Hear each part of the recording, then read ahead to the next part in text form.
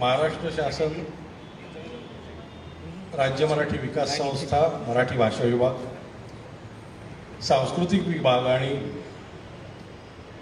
पु ल देशपांडे महाराष्ट्र कला अकादमी यांच्या संयुक्त विद्यमाने इथे आपण मराठी भाषा पंधरवडा साजरा करतो आहोत.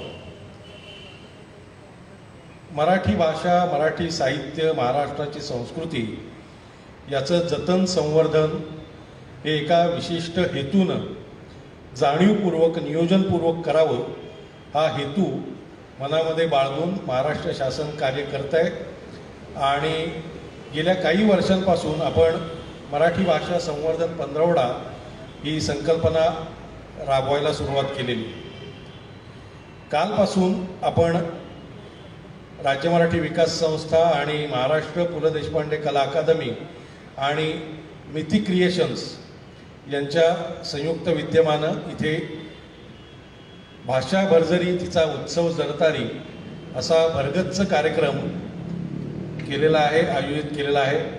राज्य मराठी विकास संस्थेचे संचालक संजय कृष्णाजी पाटील यांच्या संकल्पनेतून हा संपूर्ण कार्यक्रम इथं आखला गेलेला आहे.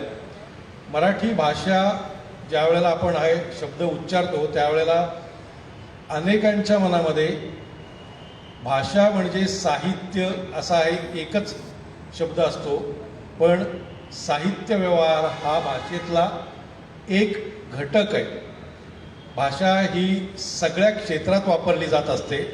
मग प्रशासन असेल, न्यायव्यवहार असेल, वैद्यक असेल, साहित्य असेल, ललित कला असतील, त्या सगळ्या क्षेत्रांचा, त्या सगळ्या व्यवहार क्षेत्र या संपूर्ण 15 दिवसामध्ये आपण या कार्यक्रमांमधून इथे त्याचं वेगवेगळी रूपं इथे त्याचा आविष्कार होणार आहे. एखाद्या गोष्टीचं आत्ताचं रूप काय आहे, त्याच्या पाठीमागचा इतिहास काय आहे, पुढच्या भविष्यासाठी आपल्याला नेमके काय प्रयत्न करावे लागणार आहेत, यासाठी त्या त्या क्षेत्रातल्या मान्यवर तज्ज्ञांचा आपण या कार्यक्रमामध्ये समावेश करतो आहोत आणि केलेला आहे. जसा हा कार्यक्रम इथे पु ल देशपांडे कलांगणात होतो आहे तसाच हा कार्यक्रम थेट ऑनलाईनसुद्धा दिसणार आहे.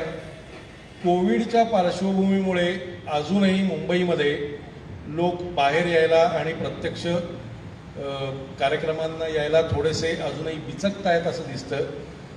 पण तरीसुद्धा कालचा जो कार्यक्रम इथे झाला तो लाईव्ह स्ट्रीमिंग ज्यावेळेला झालं आणि इथे फेसबुकवरती आणि राज्य मराठी विकास संस्थेच्या यूट्यूब चॅनेलवरती त्याला काहीशे आणि काही हजार असा प्रतिसाद लोकांच्याकडनं मिळालेला आहे. म्हणजे इथं जरी आपल्याला लोक कमी दिसत असले तरीसुद्धा हा कार्यक्रम त्या त्या ठिकाणी आपापल्या घरांमध्ये लोक बघणार आहेत याची मला खात्री आहे. आजचा जो कार्यक्रम आहे तो कार्यक्रम आहे ऐतिहासिक साहित्य, लेखन आणि माध्यमांतर. या कार्यक्रमामध्ये सहभागी व्हायला त्या क्षेत्रामध्ये खूप महत्त्वाचं काम केलेले आणि करणारे मराठीमधले एक नामवंत साहित्यिक, कादंबरीकार, महाराष्ट्र शासनामध्ये अत्यंत महत्त्वाच्या जागांवरती, आस्थापनांवरती काम केलेले नाटककार, कादंबरीकार, कवी विश्वास पाटील इथं उपस्थित आहेत. मराठी रंगमंचावरती ऐतिहासिक नाटकांची एक खूप मोठी परंपरा आहे. इथे ओशाळला मृत्यू, त्याच्यानंतर खूप म्हणजे ज्या ह्याच्यामध्ये शिवाजी, संभाजी या पितापुत्रांच्या नात्याबद्दल आणि संभाजीबद्दल इतकं ओढ कौतुक आणि इतक्या गोष्टी या महाराष्ट्रातल्या नाट्यरसिकांना माहिती आहे की एकेकाळी आणि काशीनाथ घाणेकर हे संभाजीसाठी, त्यांच्या भूमिकेसाठी प्रचंड प्रसिद्ध होते. गेल्या काही वर्षांमध्ये प्रायोगिक रंगभूमीवरून, व्यावसायिक रंगभूमीवरून ज्यांनी आपल्या कारकिर्दीची सुरुवात केली ते आता लोकसभेमध्ये सुद्धा प्रतिनिधित्व करतात असे डॉक्टर अमोल कोल्हे, खासदार डॉक्टर अमोल कोल्हे हे या काळातले जगभरात पोचलेले संभाजी आणि शिवाजी आहेत. तेही इथं उपस्थित आहेत.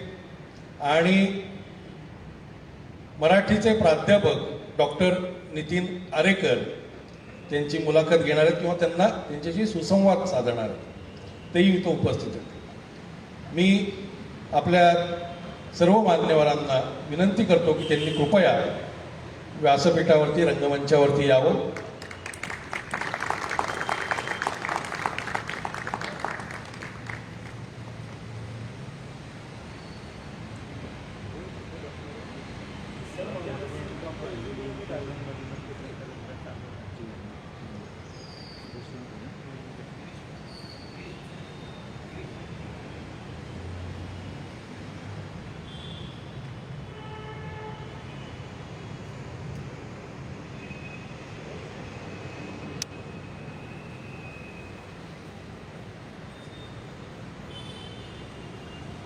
आजचा जो विषय आहे ऐतिहासिक साहित्य, लेखन आणि माध्यमांतर,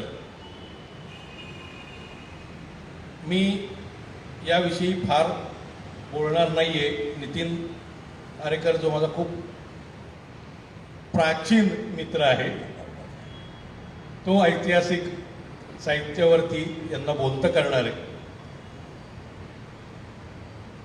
इतिहास म्हणजे काय, ऐतिहासिक दस्तऐवज म्हणजे काय, मूळ पत्र, सनदा, बखरी, अखबार, त्यातून निर्माण झालेले पोवाडे, मग ऐतिहासिक कादंबऱ्या, ऐतिहासिक व्यक्तींवरची, नायकांवरची चरित्र, त्यावरून आलेली नाटकं, त्याच्यावरच्या कथा, कविता, मालिका, चित्रपट, हे सगळं ज्यावेळेला आपण बघत असतो त्यावेळेला ते इतिहासाचं, ऐतिहासिक घटनांचं एका अर्थाने माध्यमांतरच झालेलं असतं. आणि त्या माध्यमांतराची भाषा लेखक म्हणून, कलाकार म्हणून इतिहासाकडे, त्यातल्या घटनांकडे, भाषेकडे कसं बघतात, घटना फुलवताना मूळ इतिहासातली घटना आणि त्यातलं वास्तव आणि कल्पितता यामधनं काय लेखकाला आणि अभिनेत्याला जावं लागतं. आपल्याकडे महाराष्ट्रामध्ये एक म्हणलं जातं, भारतामध्ये इतर प्रदेशांना भूगोल आहे पण महाराष्ट्राला इतिहास सुद्धा आहे. आणि तो इतिहास सर्वसामान्य माणसांपर्यंत पोचवायचं काम जसं इतिहासकारांनी केलं त्याच्यापेक्षा कदाचित जास्तच काम हे ऐतिहासिक कादंबऱ्यांनी केलेलं आहे. म्हणजे चिकित्सक आवृत्त्या वाचणं आणि कादंबरीतून तो इतिहास लोकांपर्यंत पोचणं या दोन वेगळ्या गोष्टी आहेत. आपण या सगळ्या माध्यमांतरांच्या विषयीच्या प्रश्नांवरती आपण बोलतं करावं अशी माझ्याकडनं आणि राज्य मराठी विकास संस्थेकडनं आणि एकूणच रसिकांच्याकडनं मी आपल्याला विनंती करतो. राज्य मराठी विकास संस्था आणि पु ल देशपांडे महाराष्ट्र कला अकादमी यांच्यातर्फे मी आपल्या सर्व मान्यवरांचं स्वागत करतो. आणि राज्य मराठी किंवा मराठी भाषा विभागातर्फे आम्ही असं ठरवलं की मान्यवरांचं स्वागत पुष्पगुच्छ देऊन करायचं नाही, कारण फुलं जी असतात ती 1-2 दिवसानंतर ती परत कोमेजतात. आपल्याबरोबर आयुष्यभर राहतील अशी जर काही गोष्ट असेल तर ते ग्रंथ असतात आणि त्या ग्रंथाची भेट आम्ही देतो. आणि मी आजच्या या कार्यक्रमाला उपस्थित असलेले ॲडिशनल कमिशनर सुभाषजी बोरकर यांना विनंती करतो की त्यांनी रंगमंचावरती यावं आणि त्यांच्या हस्ते आपण सर्व मान्यवरांना राज्य मराठी विकास संस्थेने प्रकाशित केलेली अत्यंत महत्त्वाची काही पुस्तकं देऊन त्यांचा सन्मान करणार आहोत.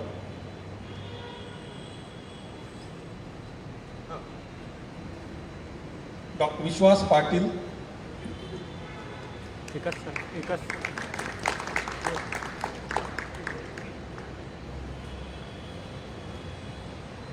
माननीय खासदार डॉक्टर अमोल कोल्हे,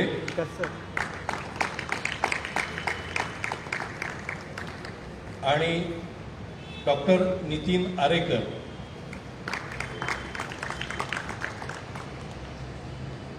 आत्ता मी डॉक्टर अमोल कोल्हे हे अभिनेते आहेत असं म्हणलं, पण आत्ताच त्यांनी सुद्धा एक शिवगंध नावाचं पुस्तक लिहिलेलं आहे आणि त्याचं शब्दांकन नितीन आरेकरांनी केलेलं आहे. ते माझ्यासमोर आहे. त्यामुळं 3 लेखक इथे बसलेले आहेत आणि लेखकाला शब्दांची कमतरता नसावी.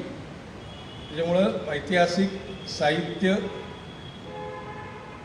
लेखन आणि माध्यमांतर या विषयावरती 2 मान्यवर लेखकांना आणि अभिनेत्यांना बोलतं करावं याच्यासाठी या संपूढच्या कार्यक्रमाची सूत्र मी डॉक्टर नितीन आरेकर यांच्याकडे सोपवतो. धन्यवाद. कार्यक्रम हा इथे जरी आत्ता थोडेसे प्रेक्षक कमी असले तरी सुद्धा आपण अत्यंत मनमोकळेपणाने बोलावं. साधारणपणे 8, 8:30 पर्यंत आपल्याला वेळ आहे. त्याच्यानंतर आपण एक 4-5 जणांचे जर काही प्रश्न असतील तर त्याला उत्तरं द्यावी असं मला वाटतं. जर आपली मान्यता असेल तर म्हणजे त्या यांनी हे करते. ही सगळी सूत्र नितीन आरेकर यांच्याकडे सोपवतो. धन्यवाद. नमस्कार. महाराष्ट्र शासनाचं राज्य मराठी विकास संस्था,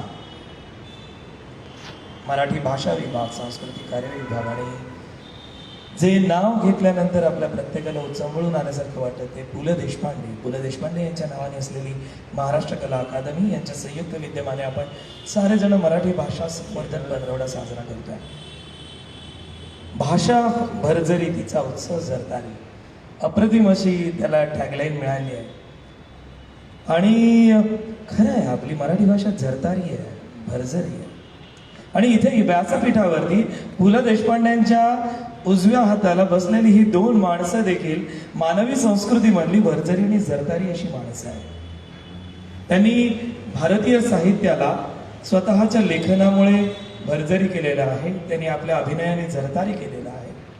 आणि अशा या 2 छान व्यक्तींच्या बरोबर सुसंवाद साधण्याची संधी मला मिळते आहे.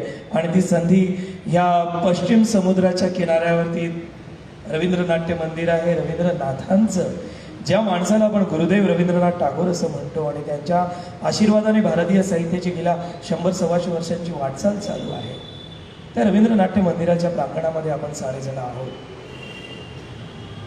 मी ज्या 2 प्रतिभावंतांच्या डाव्या बाजूला बसलेलो आहे, ह्या दोन्ही प्रतिभावंतांच्या मध्ये एक विलक्षण साम्य आहे. ते साम्य सांगणार आहे आपल्याला. वयाच्या 28व्या वर्षी पानिपत ही विश्वास पाटील यांची कादंबरी प्रकाशित झाली. डॉक्टर अमोल कोल्हे यांचं नाव महाराष्ट्रातल्या प्रत्येक माणसाच्या हृदयावरती कोरलं गेलं की राजा शिवछत्रपती ही मालिका तुमच्या वयाच्या 28व्या वर्षी झाली. पानिपतचं युद्ध करण्यासाठी ज्या वेळेला सदाशिवराव पेशवे गेले होते त्यांचं वयही 28 होतं. आणि आपण ज्या छत्रपतींचा महाराष्ट्राचा उल्लेख करतो त्या छत्रपतींचा पहिला मोठा पराक्रम की ज्याच्यामुळे त्यांचं नाव अख्ख्या जगभरात जाऊन पोहोचलं तर अफजल खान वधाचा पराक्रम जो आहे तो त्यांनी वयाच्या 28व्या वर्षी केला होता. काय विलक्षण योगायोग आहे. आणि हा योगायोगाचा जो भाग आहे ह्या दोघांच्याही व्यक्तिमत्वामध्ये आहे.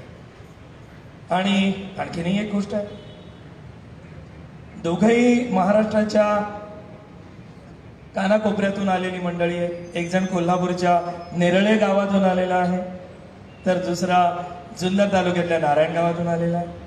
नेरळ तालुक्यातून बाहेर यायचं, मुंबईमध्ये येऊन झगडायचं, स्वतःचं अस्तित्व निर्माण करायचं, IAS ची पदवी मिळवायची आणि त्याच्यानंतर IAS ची पदवी मिळवल्यानंतर जिल्ह्याची कामगिरी बजावत असताना या मराठीलाच नव्हे तर भारतीय साहित्याला ललामभूत ठरावी अशी 42 आवृत्त्या निघालेली कादंबरी लिहायची.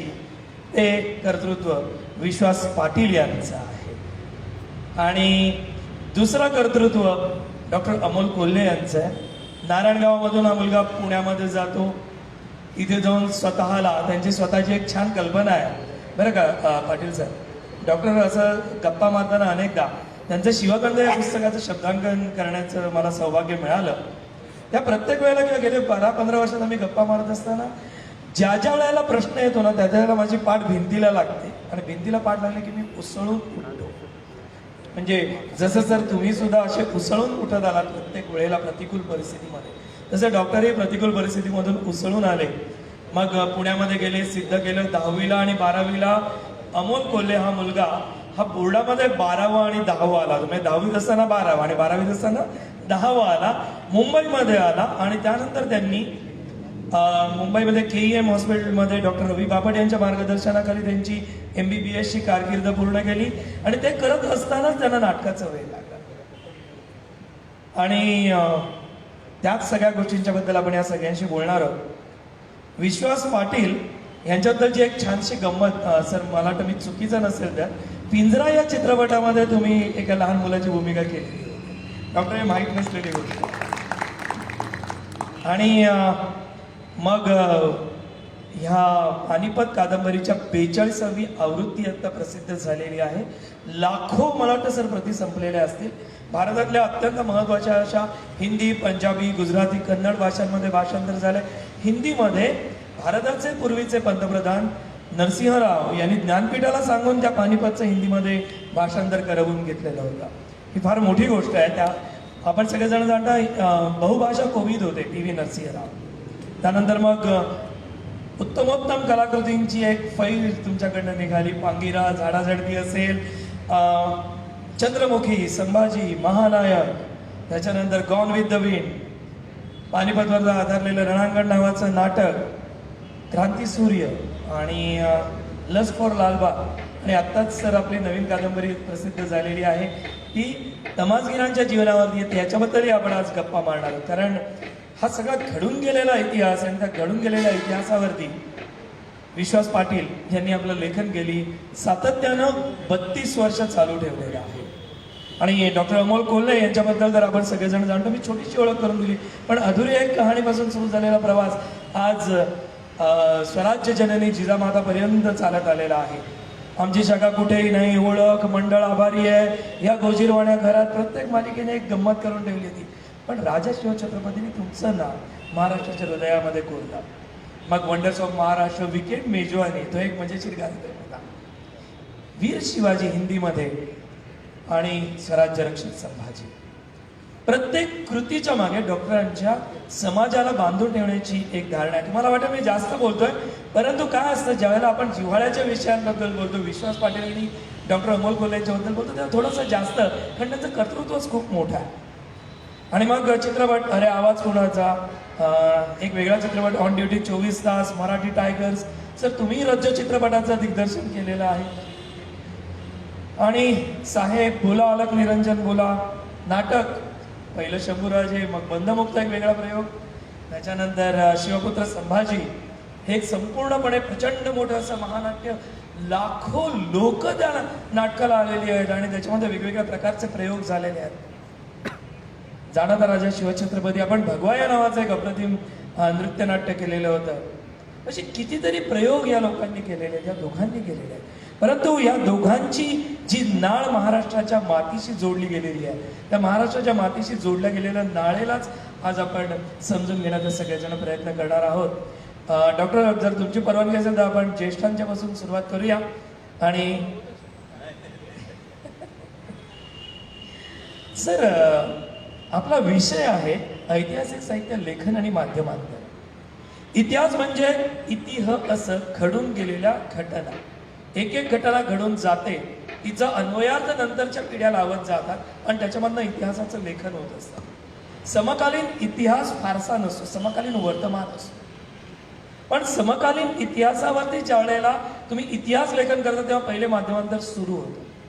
कारण घडून माध्यमांतर याचा अर्थच तसा आहे, ज्या वेळेला आपण बोलत असतो त्यावेळेला आपल्या मनामध्ये निर्माण झालेल्या विचारांना शब्दांमधनं अभिव्यक्त करतो तेव्हा माध्यमांतर सुरू झालेलं असतं.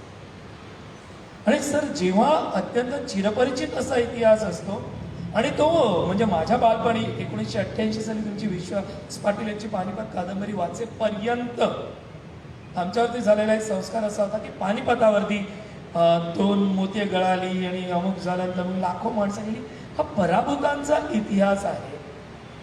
आणि मग त्या पराभूतांच्या इतिहासाला तुम्ही माध्यमांतरित केलं आणि ऐतिहासिक कादंबरीमध्ये परिवर्तित केलं, माध्यमांतरित केलं. हे तुम्हाला सापडलं कुठे? हा पराभूतांचा इतिहास विजयांचा इतिहास करण्यामध्ये तुम्ही जे केलं त्याच्याबद्दल आम्हाला समजून घ्यायला आवडायचं आहे. हा केवळ अपघात आहे, नथिंग एल्स. मला कधीही ऐतिहासिक कादंबरीकार वगैरे व्हायचं नव्हतं.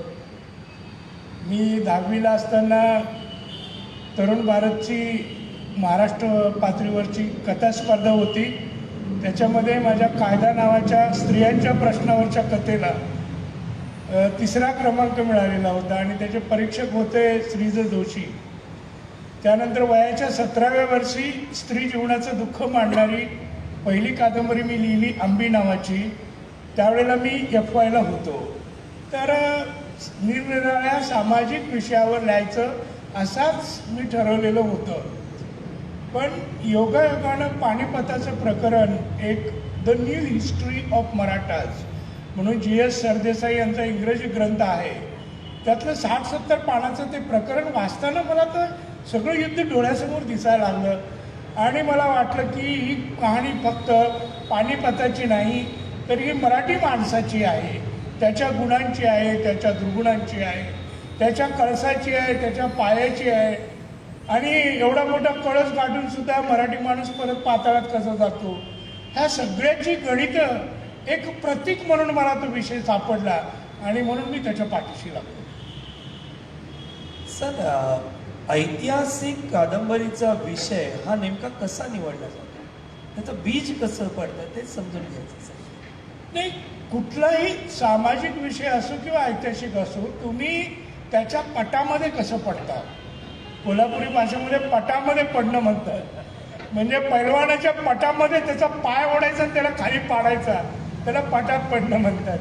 तर कुठलेही सामाजिक असो ऐतिहासिक असो, तुम्ही मानसिकदृष्ट्या टोटली इन्व्हॉल्व होत नाही, त्याच्याशी तादात्म्यता पावत नाही तोपर्यंत ते तुम्हाला सापडणार नाही. आता पानिपत या विषयावर मी कादंबरी लिहिली. त्याच्या आधी मराठीमध्ये 350 पुस्तकं होती पानिपत या विषयावरची. मग काही निबंध असतील, 10-12 कादंबऱ्या होत्या, 25भर नाटकं होती. खूप लोकांनी पानिपतावर लिहिलेलं आहे. म्हणजे वि. स. खांडेकरांना त्याच्यावर कादंबरी लिहायची होती, विवा शिरवाडकरांनी नोट्स काढल्या होत्या. 1936 साली पानिपतची लावणी अण्णाभाऊ साठेंनी लिहिलेली आहे. हाही इतिहास आहे.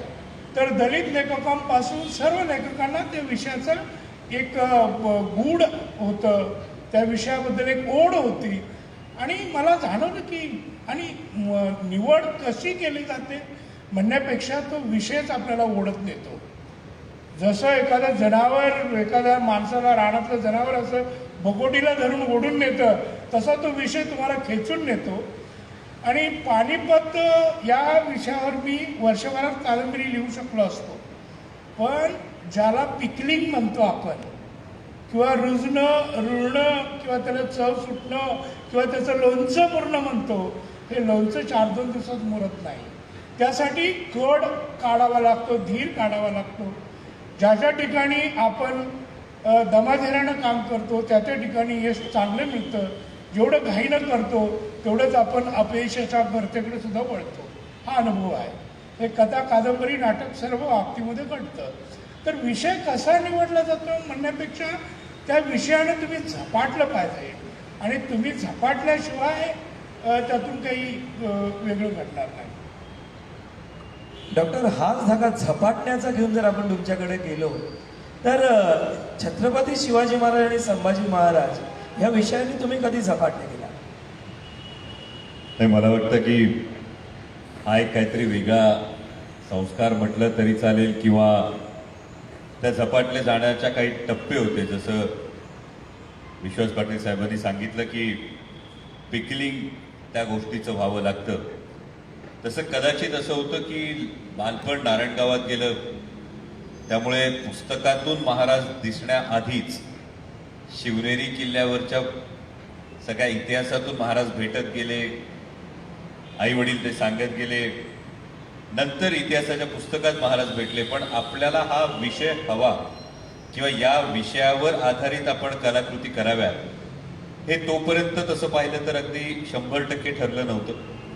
पण शेवटी ऐतिहासिक साहित्य जे येतं किंवा ऐतिहासिक नाटकं जी होती त्या नाटकांची जी एक भाषाशैली होती त्या भाषेनं कायम मोहिनी घातली होती.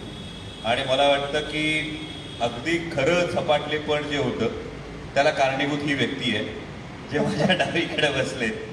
कारण मला आठवतं मी कॉलेजमध्ये असताना मी पहिल्यांदा सरांची संभाजी कादंबरी वाचली होती आणि झपाटल्यासारखी मी ती सलग 5 दिवस 4 रात्री 2005. 2005च्या 2004च्या आसपास मी पहिल्यांदा वाचली आणि अक्षरशः मी झपाटलो गेलो होतो. म्हणजे ते झपाटले पण इतकं होतं की महाराष्ट्र टाइम्सच्या सन्मान अवॉर्ड्समध्ये सर मला जेव्हा पहिल्यांदा दिसले तेव्हा मी अगदी नवखा चाचपडणारा कलाकार होता, याबद्दल स्ट्रगलर. आणि मी धावत सरांकडे गेलो होतो आणि सरांना सांगितलं, सर तुम्ही जसं पानिपत कादंबरीवर रणांगण नाटक लिहिलं त्या पद्धतीनं संभाजी कादंबरीवर काहीतरी लिहा. सरांनी प्रश्नार्थक नजरेनं बघितलं. मी म्हटलं नाही, मला छत्रपती संभाजी महाराजांची भूमिका करायची. सरांच्या टिपिकल स्टाईलने हा करू आपण एवढं म्हणून त्यांनी त्यावेळी समाधान केलं. पण ते झपाटले पण तेव्हापासून होतं. आणि जसं सर म्हणाले तसं ते मुरत जातं, ते भिनत जातं. आणि ते मुरताना ते भिनताना त्याच्या मागच्या सामाजिक जबाबदारीची जर एकदा जाणीव झाली तर मग ते एक वेगळं गारूड तयार होतं. कारण डॉक्टर जयसिंगराव पवारांनी मला एक मार्गदर्शन करताना गोष्ट सांगितली, ती मला खूप आवडते. मी अनंत वेळा ही गोष्ट अनंत ठिकाणी सांगतो. त्यांनी मला सांगितलं होतं, मूळ इतिहास हा एका बिंदूसारखा असतो. त्या बिंदूला केंद्रस्थानी मानून एक छोटंसं वर्तुळ जर काढलं तर त्या वर्तुळाच्या परिघामध्ये सगळे इतिहास संशोधक, इतिहासकार हे फिरत असतात. त्याच बिंदूला केंद्रस्थानी मानून एक मोठी त्रिज्या घेऊन जर एक मोठं वर्तुळ काढलं तर त्या मोठ्या वर्तुळाच्या परिघावर कादंबरीकार, नाटककार, मालिका लेखक, चित्रपट लेखक हे सगळे लोक फिरत असतात. जोपर्यंत या वर्तुळाचा केंद्रबिंदू हलत नाही, जोपर्यंत केंद्रबिंदू हलत नाही आणि इतिहासाशी प्रामाणिकपणा सुटत नाही तोपर्यंत वादाचा कुठेच विषय उद्भवत नाही. पण त्रिज्या किती मोठी, ही त्रिज्या जी असते ती तुमच्या प्रतिभेची भरारी आहे. आणि मग त्याचा वर्तुळाचा जो परीघ आहे तो किती मोठा करायचा हे तुम्ही ठरवायचं असतं.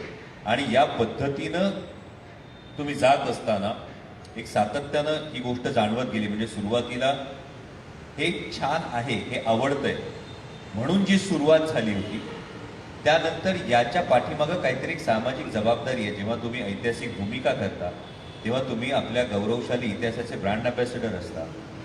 आणि तुम्ही जेव्हा त्याचे ब्रँड अँबॅसेडर होता त्यानंतर तो इतिहास मांडत असताना उच्चारवानं पुढच्या पिढ्यांपर्यंत तो इतिहास जाईल याची नकळत एक जबाबदारी तुमच्या खांद्यावर घ्यायची जेव्हा तुमची तयारी होते, मला वाटतं की सरांच्या भाषेतलं पिकलिंग कदाचित ते असेल. आणि ती जबाबदारी जेव्हा तुम्हाला जाणवायला लागते त्यानंतर काम करताना एक वेगळी मजा आहे. सर, जयसिंगराव पवारांचं डॉक्टरांनी उदाहरण घेतलं की ती त्रिज्या मोठी जितकी तेवढा परीघ मोठा. सर, तुम्ही तुमचा केंद्रबिंदू कुठे ठरवत आणि ती त्रिज्या किती लांब नेली?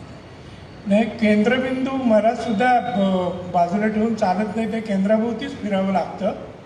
पण मला असं वाटतं की ज्या वेळेला गावामध्ये सर्वांच्याच दारात रांगोळ्या असतात त्यावेळेला एखादी युवती अशी काही भन्नाट रांगोळी काढते की सगळ्या गावातले लोक तिच्या रांगोळीजवळ थांबतात.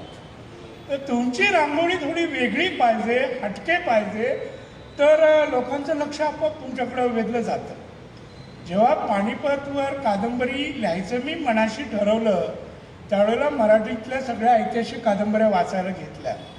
पण अगदी प्रामाणिकपणे सांगायचं झालं तर माझ्या दृष्टीनं आजसुद्धा मराठीतली एक श्रेष्ठ ऐतिहासिक कादंबरी कुठली म्हणाल तर ती वज्राघात हरिनारायण आपटे यांची.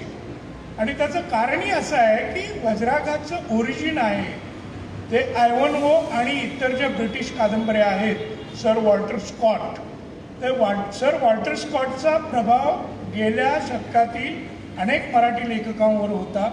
नाथ माधवांच्यावर होता, ह.ना. आपट्यांच्यावर होता. आणि ह.ना. आपटे यांनी त्या स्टाईलनं विजयनगरच्या साम्राज्यावरची कादंबरी लिहिली, वज्राघात, ती उत्तम कादंबरी. तर तशा धाटीनं चांगल्या कॅरेक्टर्स, उत्तम व्यक्तिरेखा आणि उत्तम प्रसंग, घटना या मार्गाने जायला पाहिजे असं मला वाटलं. त्याच दरम्यान एक मराठी ऐतिहासिक कादंबरी बाजीरावांच्यावरची गाजत होती म्हणून ती मी वाचायला घेतली. आणि त्या समजा कादंबरीमध्ये 32 प्रकरणं असतील तर प्रत्येक प्रकरणाच्या आड बाजीराव पेशवे आपल्या घरातील स्त्रियांशी गप्पा मारतायत आणि बोलतायत. एवढ्या वेळेला बोलतायत की मग मला पुढे शंका पडायला लागली की इतक्या वेळा हा माणूस घरात जर बोलत बसत होता तर तो रणांगणावर कधी होता. आणि माझ्या लक्षात असं आलं की मराठी ऐतिहासिक कादंबरी ही भरजरी पोशाख, उत्तम भाषा आणि घरगुती अंगणामध्ये, घरामध्ये आणि माझघरामध्ये अशी अंकुचित पावलेली आहे, थांबलेली आहे. तिला माझ घरातून रणांगणावर न्यायला पाहिजे. आणि ती रणांगणावर नेण्यासाठी मग मी पानिपतच्या त्या रणांगणावर हरियाणामध्ये गेलो आणि सलग तिथे 3 महिने पानिपत आणि आजूबाजूच्या गावामध्ये मुक्काम ठोकला होता. आणि ती सगळी गावं, तिथल्या नद्या, नाले, तिथली माणसं मी पाहत होतो. आणि मग हळूहळू ते सगळं पानिपतचं रणांगण मला दिसायला लागलं. तर माझ्या दृष्टीनं विषय महत्त्वाचा असतो, आशय महत्त्वाचा असतो, पण सगळ्यात महत्त्वाची गोष्ट ही अशी असते की तुमची रांगोळी हटके पाहिजे, वेगळी पाहिजे. अन्यथा अनेक जण जत्रेमध्ये चाललेलेच असतात. सर, तुम्ही जत्रेमध्ये अनेक जण चाललेले असतात हा शब्दप्रयोग जो केला तो खरंच आहे. आपल्याकडे खऱ्या अर्थाने तुम्ही म्हणालात त्याप्रमाणे वज्राघात हीच चांगल्या दर्जाची ऐतिहासिक कादंबरी आहे. आणि त्यानंतर आपण सरळ थेट पानिपतापर्यंत येऊ शकतो. पण अनेकदा मी तुम्हाला सगळ्या रसिकांच्या समोर एक प्रश्न मांडतो. सर, आपल्यासमोरही याच प्रश्न आहे. आपल्याकडे ज्या बखरी आहेत, भाऊसाहेबांची बखरी पानिपतावरती एक उत्तम कादंबरी आहे. बखरीमधल्या ऐतिहासिक सत्यावरती किती विश्वास ठेवायचा आणि त्याच्यातली रंजकता जर पाहायला घेतली, कारण बखरीमधला जो लेखक पोषक भाव आहे, जो पोषण करता आहे त्याच्याबद्दल जो पोष्य आहे तो लिहितो आणि त्याचा अधिक स्तुती करतो. आणि मग भाऊसाहेबांची बखर लिहित असताना तो बखरकार ज्या पद्धतीने मांडणी करतो त्याच्यापेक्षा तुम्हाला काहीतरी वेगळं करता आहे. नाही, बखरी फार उपयोगी आहेत. एक लक्षात घ्या, ज्या काही मराठीमध्ये 20-25 बखरी असतील त्या सगळ्यात श्रेष्ठ बखरी नाही आहे. एक 4 ते 5 उत्तम बखरी आहेत. इव्हन भाऊसाहेबांच्या बखरीमध्ये काही ऐतिहासिक चुका असतील, त्याच्यामध्ये जंप असतात. पण वाङ्मयीदृष्ट्या भाऊसाहेबांची बखर ही एवढी सुरेख आहे की त्या बखरीमध्ये त्या काळातली हवा कशी होती, पाणी कसं होतं, युद्धाची परिस्थिती कशी होती, कालवा कसा फोडला, कालवा फोडल्यानंतर मराठी माणसांची दशा काय झाली, शब्दप्रयोग कसे होते, हे सगळं बारकाईनं आपल्याला वाचायला मिळतं. पण बखरी समजून घेण्यासाठी सुद्धा तुम्हाला अवांतर वाचनाची एक ताकद तुमच्याकडे पाहिजे. आणि ती ताकद असेल तर या बखरीतून तुम्ही काय घ्यायचं, अन्यथा बखरी वाचून तुम्ही कोलमडून पडाल अशी परिस्थिती आहे. कारण बऱ्याच वेळेला ऐतिहासिकदृष्ट्या मागचे पुढचे प्रसंग हे काही क्रमाने नसतात किंवा तो इतिहास नसतो. पण काही बखरी मात्र, विशेषतः मल्हार रामराव चिटणीसच्या बखरी आहेत किंवा पानिपतची बखर आहे किंवा पानिपतची कैफियत नावाचं एक पुस्तक आहे, ते पानिपतच्या बखरीच्या आधीचं होतं. ते मोर ऑथेंटिक मानलं जातं. आणि पानिपतची बखर जर बारकाईनं तुम्ही वाचायला गेला ना तर तुमच्या असं लक्षात येईल की पानिपतच्या कैफियतमध्ये सत्यांश जास्त आहे. आणि पानिपतची बखर वाचताना एक लक्षात येतं की बखर लिहिणारा मनुष्य नक्कीच त्या पानिपतच्या रणांगणावर हजर असला पाहिजे असा आपल्याला फील येतो. तेच शिवचरित्राचं आपलं शिवभारत लिहिणारे देवास्कर, शिवभारत लिहिणारे, ह्या शिवभारत जे आहे ते छत्रपती शिवरायांची खरीखुरी प्रामाणिक उत्तम माहिती जर आपल्याला पाहिजे असेल तर ती शिवभारतमध्ये मिळते. आणि शिवभारत आणि विजापूर किंवा कुतुबशाहीमधून प्रकाशित झालेलं साहित्य किंवा इकडे दिल्लीच्या पातशाची आत्मचरित्र वगैरे ही सगळी जर ताडून पाहिली तर आपल्याला त्या स्वामींनी लिहिलेलं शिवभारत आणि त्याचं मोल लक्षात येतं. सर, 96 कलमी बखर वगैरे 91 कलमी बखर ही फार चांगली आहे त्या काळामध्ये. सर, इथेच एक वेगळा प्रश्न माझ्यासमोर निर्माण होतो, तो तुम्हाला आणि डॉक्टरांना एकाच वेळेला आहे. प्रश्न असा आहे की स्वामी परमानंद त्यांचं नाव, स्वामी शिवभारत. दुर्दैव आहे या महाराष्ट्राचं की स्वामी परमानंद स्वामी होऊन गेले नसते आणि त्यांनी शिवभारत लिहिलं नसतं. शिवभारताची पुन्हा गंमत आहे की तंजावरला शिवभारतचं तमिळ भाषांतर होतं, ते पहिल्यांदा आपल्या हाती लागलं. ते तमिळचं आपण मराठी करून घेतलं. नंतर 50-60 वर्षांना ओरिजिनल आपल्याला मिळालं शिवभारत. पण शिवभारत जर मिळालं नसतं तर शिवरायांचं आजचं ऑथेंटिक चरित्र आहे, जे घटना आहेत, प्रसंग आहेत, ते कधीच आपल्याला मिळाले नसते. पण दुर्दैवानं आपण प्रत्येक गावामध्ये शिवरायांचे पुतळे उभारतो आहोत, ती खूप चांगली गोष्ट आहे. पण ज्या स्वामी परमानंद स्वामींनी हे सगळं केलं, त्यांची जी समाधी पोलादपुरात आहे, ती पोलादपुरामध्ये अवघ्या 15-20 लाखासाठी गेली 20 वर्ष अशी ढासळून पडलेली आहे. मला वाटतं खासदार साहेबांनी त्याच्यामध्ये लक्ष घालावं.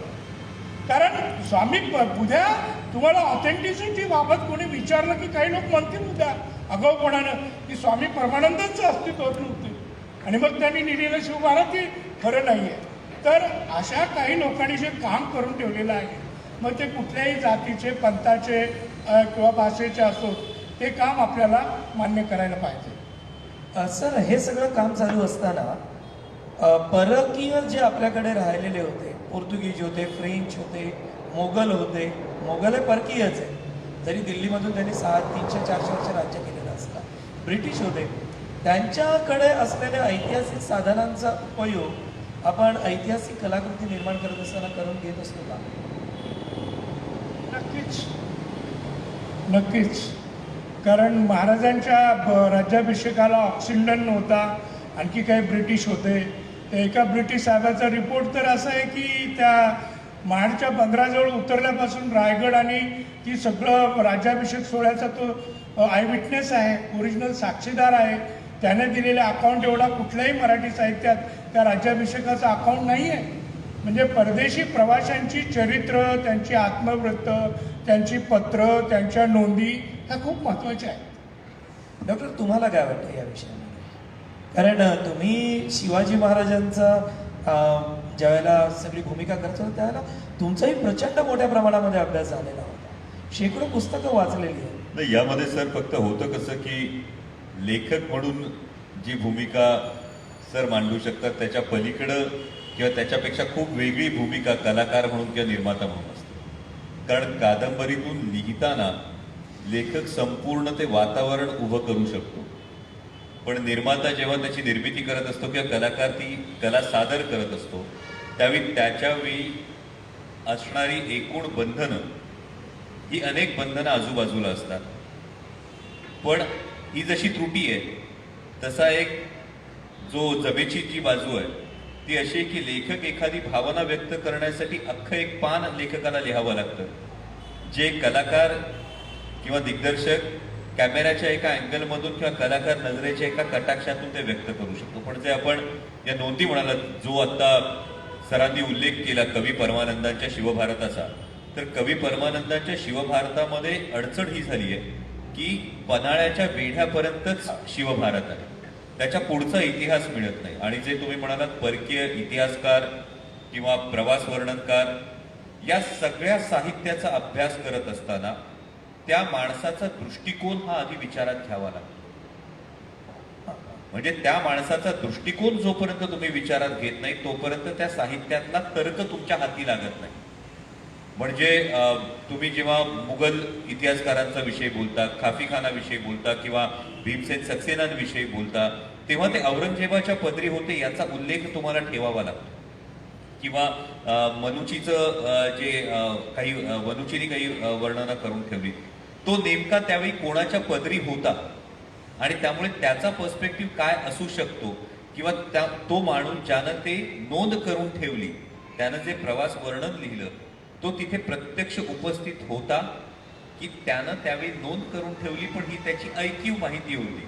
मला काय असं वाटलं, या म्हणजे राजा शिवछत्रपती असेल, त्यानंतर स्वराज्य रक्षक संभाजी असेल आणि आता स्वराज्य जिजामाता मालिका, या मालिका करत असताना कलाकार म्हणून, निर्माता म्हणून किंवा त्याच्यातल्या लेखनाच्या टीमचा एक भाग होत असताना कायम हा दृष्टिकोन आधी विचारात घ्यावा आणि तो आम्ही घेतो.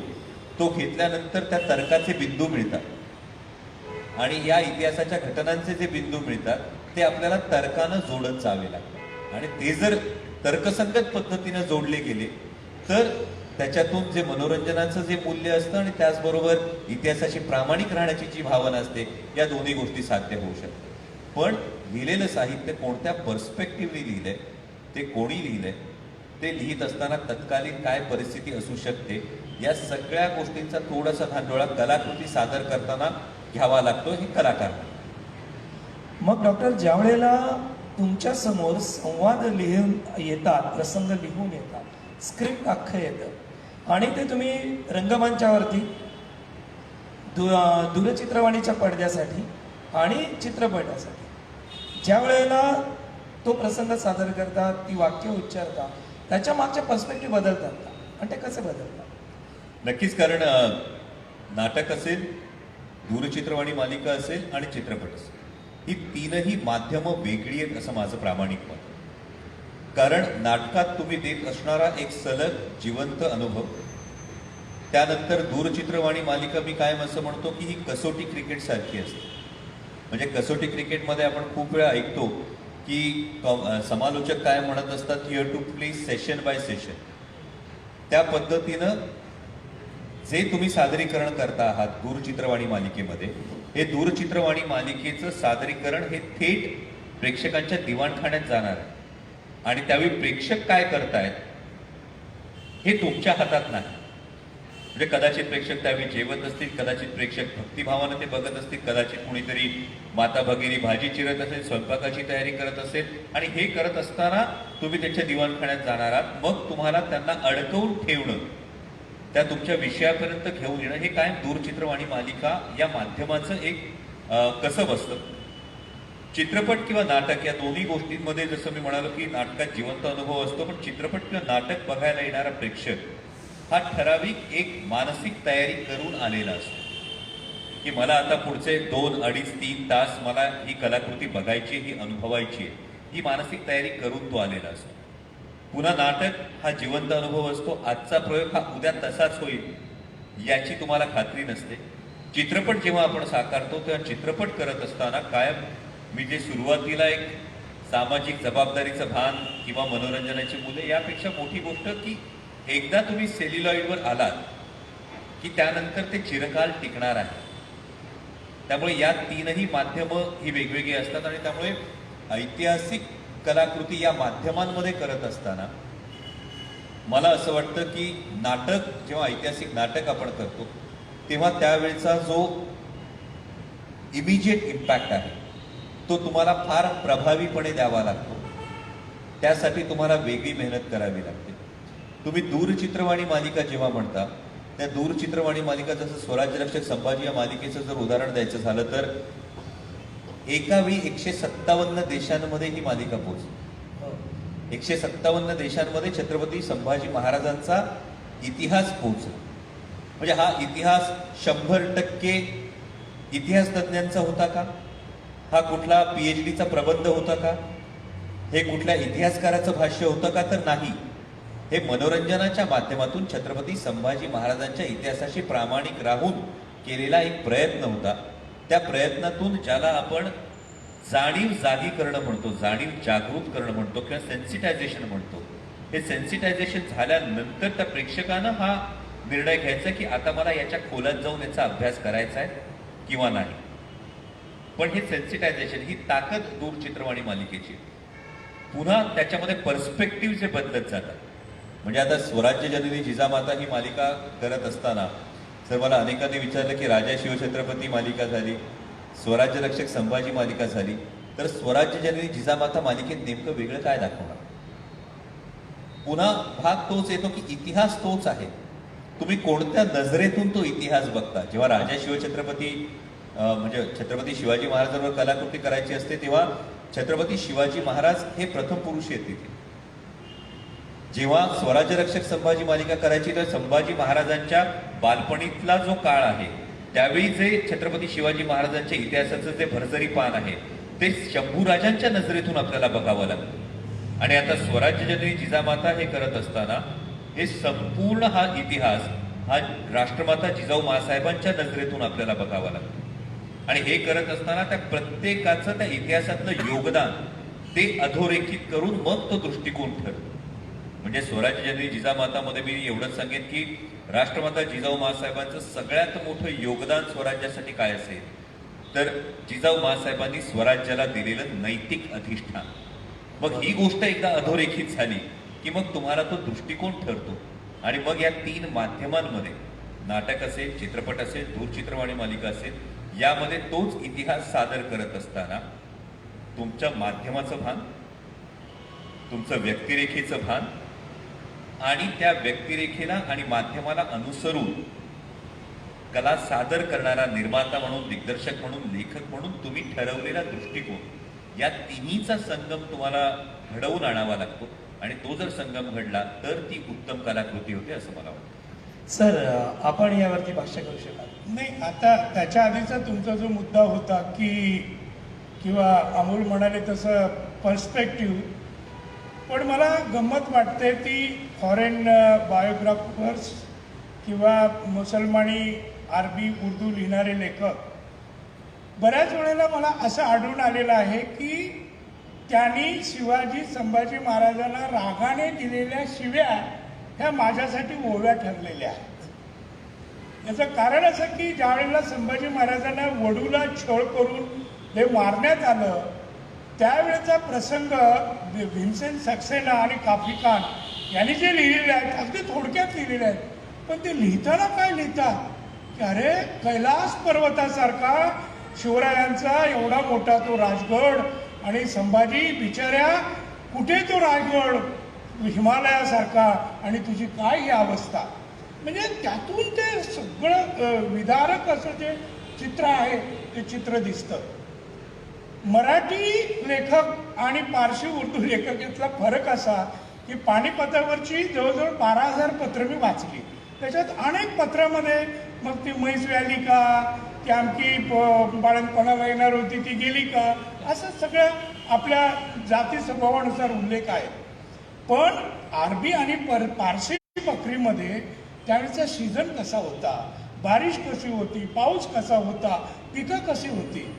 विशाळगडाच्या जवळपास औरंगजेबाचा एकदा तंबू पडलेला होता आणि तो तंबू तिथे मोठा त्याचा औरत चौरस असायचा, लाखो लोक असायचे आणि ते पावसात भिजल्यावर त्यांची काय अवस्था झाली याचं जे वर्णन त्या कापिकांनं केलेलं आहे ते एखाद्या महाकादंबरीकारापेक्षा मोठं आहे.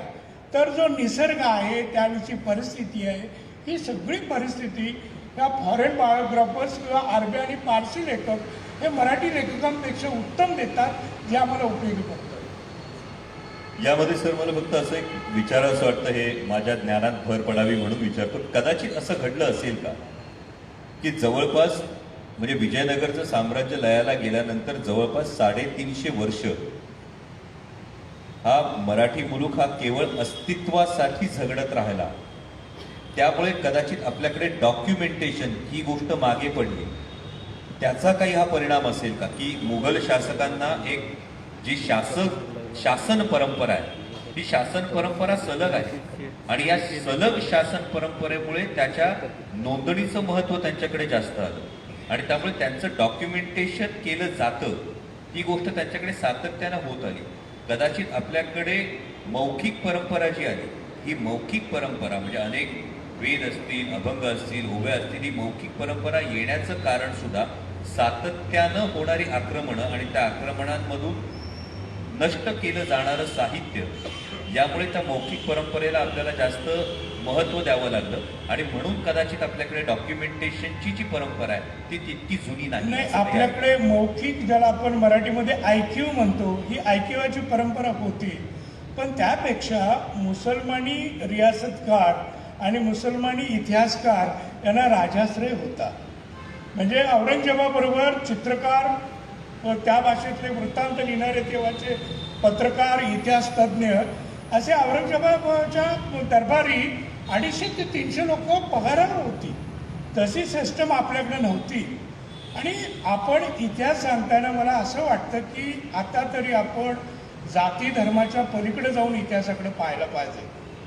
आता जर उद्या कोणी सांगत असेल की बाबा अफजल खान प्रतापगडला आलेला होता, तो शिवाजी महाराजांच्या विरोधात लढायलाच आला नव्हता, किंवा मालकम साहेबाच्या आधी महाबळेश्वर स्थापन करायचं त्याच्या मनामध्ये होतं, म्हणून तो थंड हवेचं ठिकाण बघायला अफजल खान त्या ठिकाणी आला होता असं कोणी सांगितलं तर ते पटणार नाही. तो कडवा शत्रू होता, तो दुष्ट होता, हे मान्य करायला पाहिजे. पण त्याच वेळेला तो उत्तम शासक कसा होता हेही आपल्याला मान्य करायला पाहिजे. कारण विजापूरला खापऱ्याच्या नळातून पाणी पुरवणारा औद्योगिक नव्या दृष्टीनं औद्योगिकरण त्या काळापुरतं करणारा असा तो एक बलाढ्य असा शासक होता. अफजल खान तो होता ज्यानं औरंगजेबाला जवळजवळ 24 तास एके ठिकाणी कोंडलेला होता आणि केवळ वजिरामुळे औरंगजेब त्याच्या हातातून सटकला सुरुवातीच्या काळात. तो हा अफजल खान होता. अफजल खान दुष्ट होता हे आपल्याला सांगावंच लागेल. त्याचबरोबर काही मुसलमान राजस्त्रिया आणि राजे सुद्धा मोठे होऊन गेले, उत्तम होऊन गेले, हेही आपल्याला मान्य करायला पाहिजे. मी तुम्हाला अगदी इतिहासाला साक्ष देऊन सांगेन की मध्य भारतामध्ये मराठे सुरुवातीला ज्यावेळेला गडी आणि आपल्या गावापुरते आपले सैन्य ठेवायचे, गड्यांचं रक्षण करायचं वगैरे वगैरे, तर लष्करीदृष्ट्या मराठ्यांना लढायची संधी पहिल्यांदा शिवरायांच्या आधी 35 वर्ष एका मुसलमान स्त्रीनं दिलेली आहे. हे आपल्याला विसरून चालणार नाही. तिचं नाव चांद बीबी सुलताना, आणि ह्या चांद बीबी त्यांना विजापूरला दिलेलं होतं, आणि विजापूरच्या आदिलशाहीला कुतुबशाही मारत होती, आणि कुतुबशाहीला चोख उत्तर देण्यासाठी महाराष्ट्रातून त्यांनी सगळे गडीवाले सरदार सरंजामदार बोलवले, आणि खऱ्या अर्थी मध्य भारतामध्ये military force on battle field जर कुणी आणला असेल तर तो चांद बीबीने आणलेला आहे. म्हणजे चांद बीबीचं सुद्धा त्यासाठी आपल्याला कौतुक करायला पाहिजे. आणि तीही आपलीच लेख आहे, अहमदनगरची लेख आहे. तर जातीपातीच्या पलीकडे आपण इतिहासाचा धागा जपला पाहिजे, आणि त्या दृष्टिकोनातून आपण शास्त्रीयदृष्ट्या विचार करायला पाहिजे. खरं आहे सर अगदी. डॉक्टर तुम्ही जे म्हणाला की महाराष्ट्रामध्ये लेखनाची परंपरा नाही आहे या पद्धतीच्या, पण महाराष्ट्रामध्ये ज्या वेळेला विजयनगरचं साम्राज्य संपलं आणि महाराजांचं स्वराज्य उभं राहिलं, मधल्या काळामध्ये 5 शाया आहेत, बहामानी राजवट आहे, आणि हे लोक एकमेकांना आपल्याला झुंजवण्यामध्ये त्यांचं काम केलं. आपण त्याच वेळेला ज्यावेळेला संत वाङ्मय निर्माण होत आहे आणि दासोपंत लिहित आहेत, ही सगळी मंडळी लिहित आहेत, नाथांचं वाङ्मय आहे, रामदासांचं आहे, तुकोबांचं आहे, त्याच्यापूर्वी संतांचं म्हणजे ज्ञानेश्वरांच्या काळात संतांची मांदियाळी आहे, त्यांनी समकालीन सगळ्या गोष्टी मांडलेल्या आहेत, आणि त्याचा आधार घेत घेत घेत आपले आजचे ऐतिहासिक कादंबरीकार लिहू शकतात. ज्ञानेश्वरांच्यावरती ज्या मंडळींनी लिहिलेलं आहे त्यांना तुकारामांच्या अभंग, आपलं नामदेवांच्या अभंगांचा खूप मोठा आधार मिळाला आहे, तीर्थावळीचे अभंग असेल किंवा त्या पद्धतीचे. तर सर अशा पद्धतीचे आधार तुम्हाला पानिपत लिहित असताना कुठे कुठे सापडत? हे आता ह्या ऐतिहासिक दृष्टिकोनातून एका गोष्टीची मी मुद्दाम आठवण करून देतो की महाराष्ट्र विसरत चाललेला आहे की छत्रपती शिवरायांचे पिता शहाजी महाराज हे किती हुशार, विद्वान आणि लढवय्ये होते याचा इतिहास आपण जाणीवपूर्वक पाहत नाही.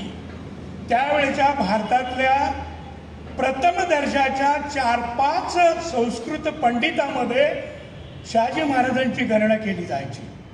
आणि आत्ताचं जे आपलं बेंगलोर आहे हे बेंगलोर त्यावेळेला फक्त किल्ल्यामध्ये होतं, आणि त्या बेंगलोर किल्ल्याचा घेर हा जवळजवळ 12 मैलाचा होता, सॉरी 12 नाही, 2.5 मैलाचा होता, आणि त्याच्याभोवती 12 मोठे भव्य दरवाजे होते.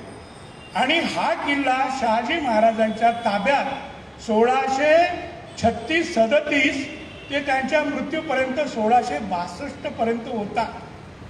आणि त्या ठिकाणी रोज संध्याकाळी त्यांचा जो काव्यशास्त्राचा दरबार भरायचा, त्या दरबारामध्ये 62 विद्वान असायचे, जवळजवळ सरकारी 62. त्याच्यामध्ये तमिळ विद्वान होते, कन्नड विद्वान होते, आणि बहुत सारे असे संस्कृत पंडित होते.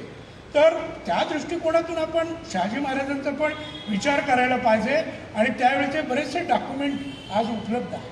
हो, शिरीष गोपाळ देशपांडेंनी शहाजी महाराजांच्यावरती एक उत्तम कादंबरी लिहिलेली होती.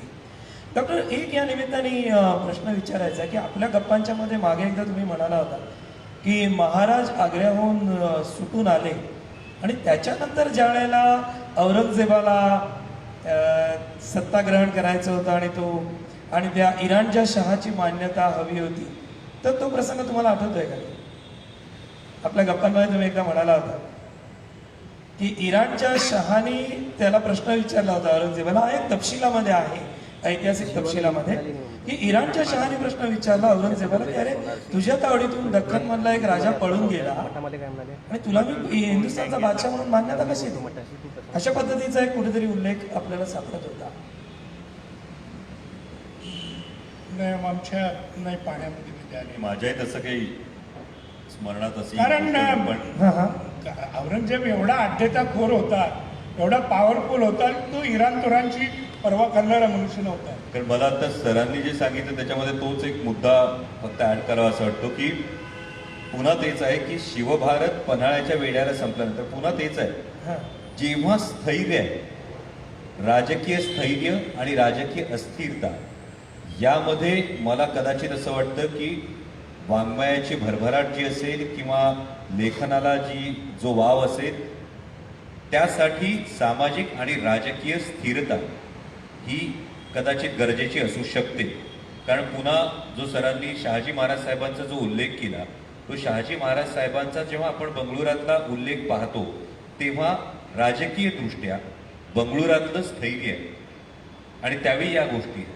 त्याच वेळी जेव्हा आपण महाराष्ट्राचा विचार करतो तेव्हा छत्रपती शिवाजी महाराजांचा स्वराज्य उभारणीचा जो काळ आहे हा सतत धामधुमीचा, हा सतत संघर्षाचा काळ आहे आणि त्यामुळे त्यावेळेचं डॉक्युमेंटेशन हे तेवढ्या प्रमाणात झालेलं नाहीये. तेव्हा जिथे राजकीय स्थैर्य आहे, जिथे सामाजिक स्थैर्याची भावना आहे, तिथे कदाचित या गोष्टींना फारसा वाव मिळाला नसू शकतो असं वाटतं.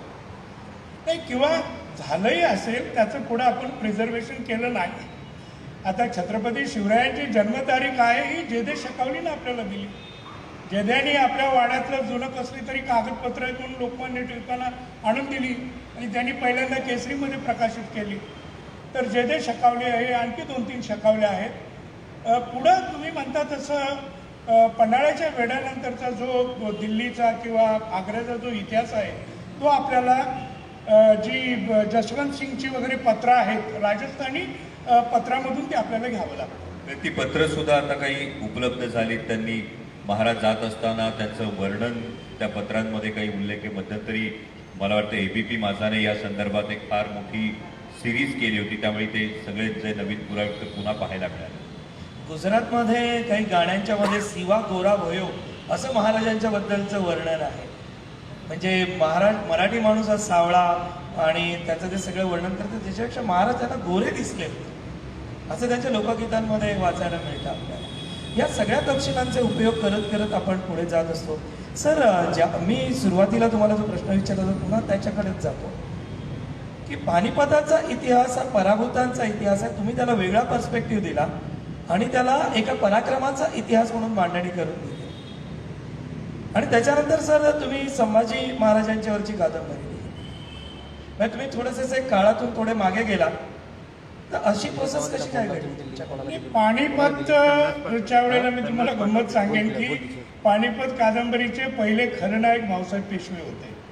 त्यांना खलनायक समजूनच मी कादंबरी लिहायला सुरुवात केली होती. पण नंतरची सगळी पत्र आणि पुरावे पाहिल्यानंतर माझं मत बदलत गेलं. ते सगळं मी ताडून पाहिलं आणि मग माझ्या असं लक्षात आलं की त्या काळामध्ये कोणीही पुरुष त्या प्राप्त परिस्थितीमध्ये जे काही आपल्या पराक्रमाची शर्त करू शकेल असं सगळं टोकाचं काम भाऊसाहेब पेशव्यांनी केलेलं आहे. आणि कुठल्याही महायुद्धामध्ये मग नेपोलियन बोनापार्टची किंवा हिटलरची रशियाची मोहीम असो किंवा महाभारत युद्ध असो, शेवटी अशा महायुद्धामध्ये निसर्ग आणि दैव या 2 गोष्टीची मदत लागते आणि या दोन्ही गोष्टी मराठ्यांच्या विरोधात होत्या. म्हणूनच दुर्दैवानं पराभव झाला. अन्यथा विश्वास पाटलाला एवढ्या उशिरा कादंबरी लिहायची संधी मिळाली नसती.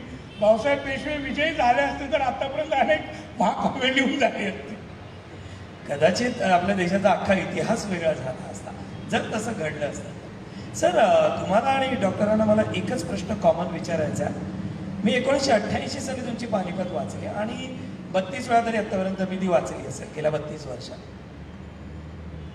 प्रश्न असा आहे की ती कादंबरी वाचत असताना ती पात्र ज्या वेळेला त्या प्रसंगांमध्ये बोलतात, वावरतात, त्या प्रसंगामध्ये तुम्ही तिथेच होतात का? ती पात्र तुमच्या कानामधून येऊन बोलतायत आणि मग ती तुमच्या हातातून तुमच्या झरणीमधनं कागदावरती उतरतायत का? आणि डॉक्टर, तुम्ही ज्या वेळेला महाराजांची भूमिका करत होतात किंवा संभाजीराजांची भूमिका करत होतात त्यावेळेला कितीतरी वेळेला हा मुद्दा माझ्या मनामध्ये आलेला आहे आणि अनेक प्रेक्षकांच्या मनात आला आहे की महाराज आदल्या रात्री येऊन कानामध्ये तुमच्या सांगतात आणि तुम्ही ती भूमिका करता. आधी सर तुम्ही आणि मग डॉक्टरांनी या विषयावर. मला असं वाटतं की मी हा प्रश्न भावडा नाही आहे सर, त्याच्या मागे काही वेगळा विचार हा आहे. शब्द जो मी वापरला होता तादात्म्यता असेल, तुम्ही त्याच्याशी एकरूप झाला असेल, तुमचं मन त्याच्या जवळ गेलं असेल तर त्यातून उत्तम काहीतरी घडू शकतं. तुम्ही भावनिक दृष्ट्या, मानसिक दृष्ट्या, शारीरिक दृष्ट्या सर्व दृष्टीनं त्याच्याशी तुम्ही इन्व्हॉल्व व्हायला पाहिजे. तुम्ही इन्व्हॉल्व नाही झाला तर ते तुम्हाला नाही मिळू शकत.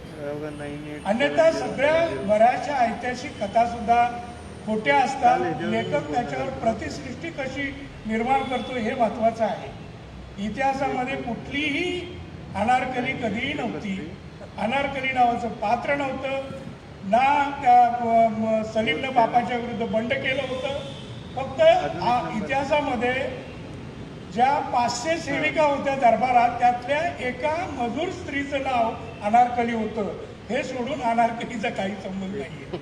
पण एका नाटककारानं त्याला आपली कंपनी चालवायची होती, नाटक गाजवायचं होतं आणि नाटकाला प्रेक्षक कसे येतील तर बाबा प्रेमासाठी कुणीतरी बंड केलेला हिरो आपल्याला उभं करायचा आहे.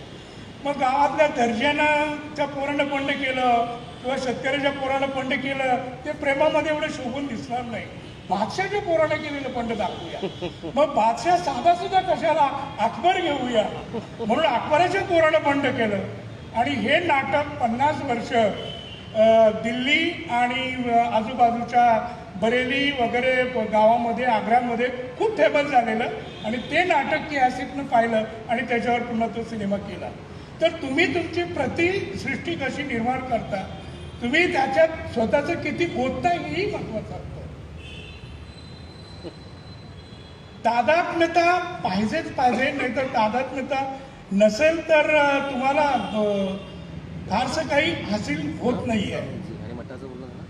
मला आता काल परवाच मी कुठेतरी वाचलं की म्हणजे मला इंटरव्ह्यू एक मिळाला की ज्यावेळेला अण्णाभाऊ साठेंनी फकीरा कादंबरी लिहिली त्यावेळेला शेवटची 4-5 पानं लिहिताना ते बेहोश होऊन पडलेले होते आणि म्हणजे तोंडातून रक्त, डोळ्यातून पाणी त्या कादंबरीवर पडलेलं होतं. पुन्हा ते 3 महिने जवळजवळ आजारी होते.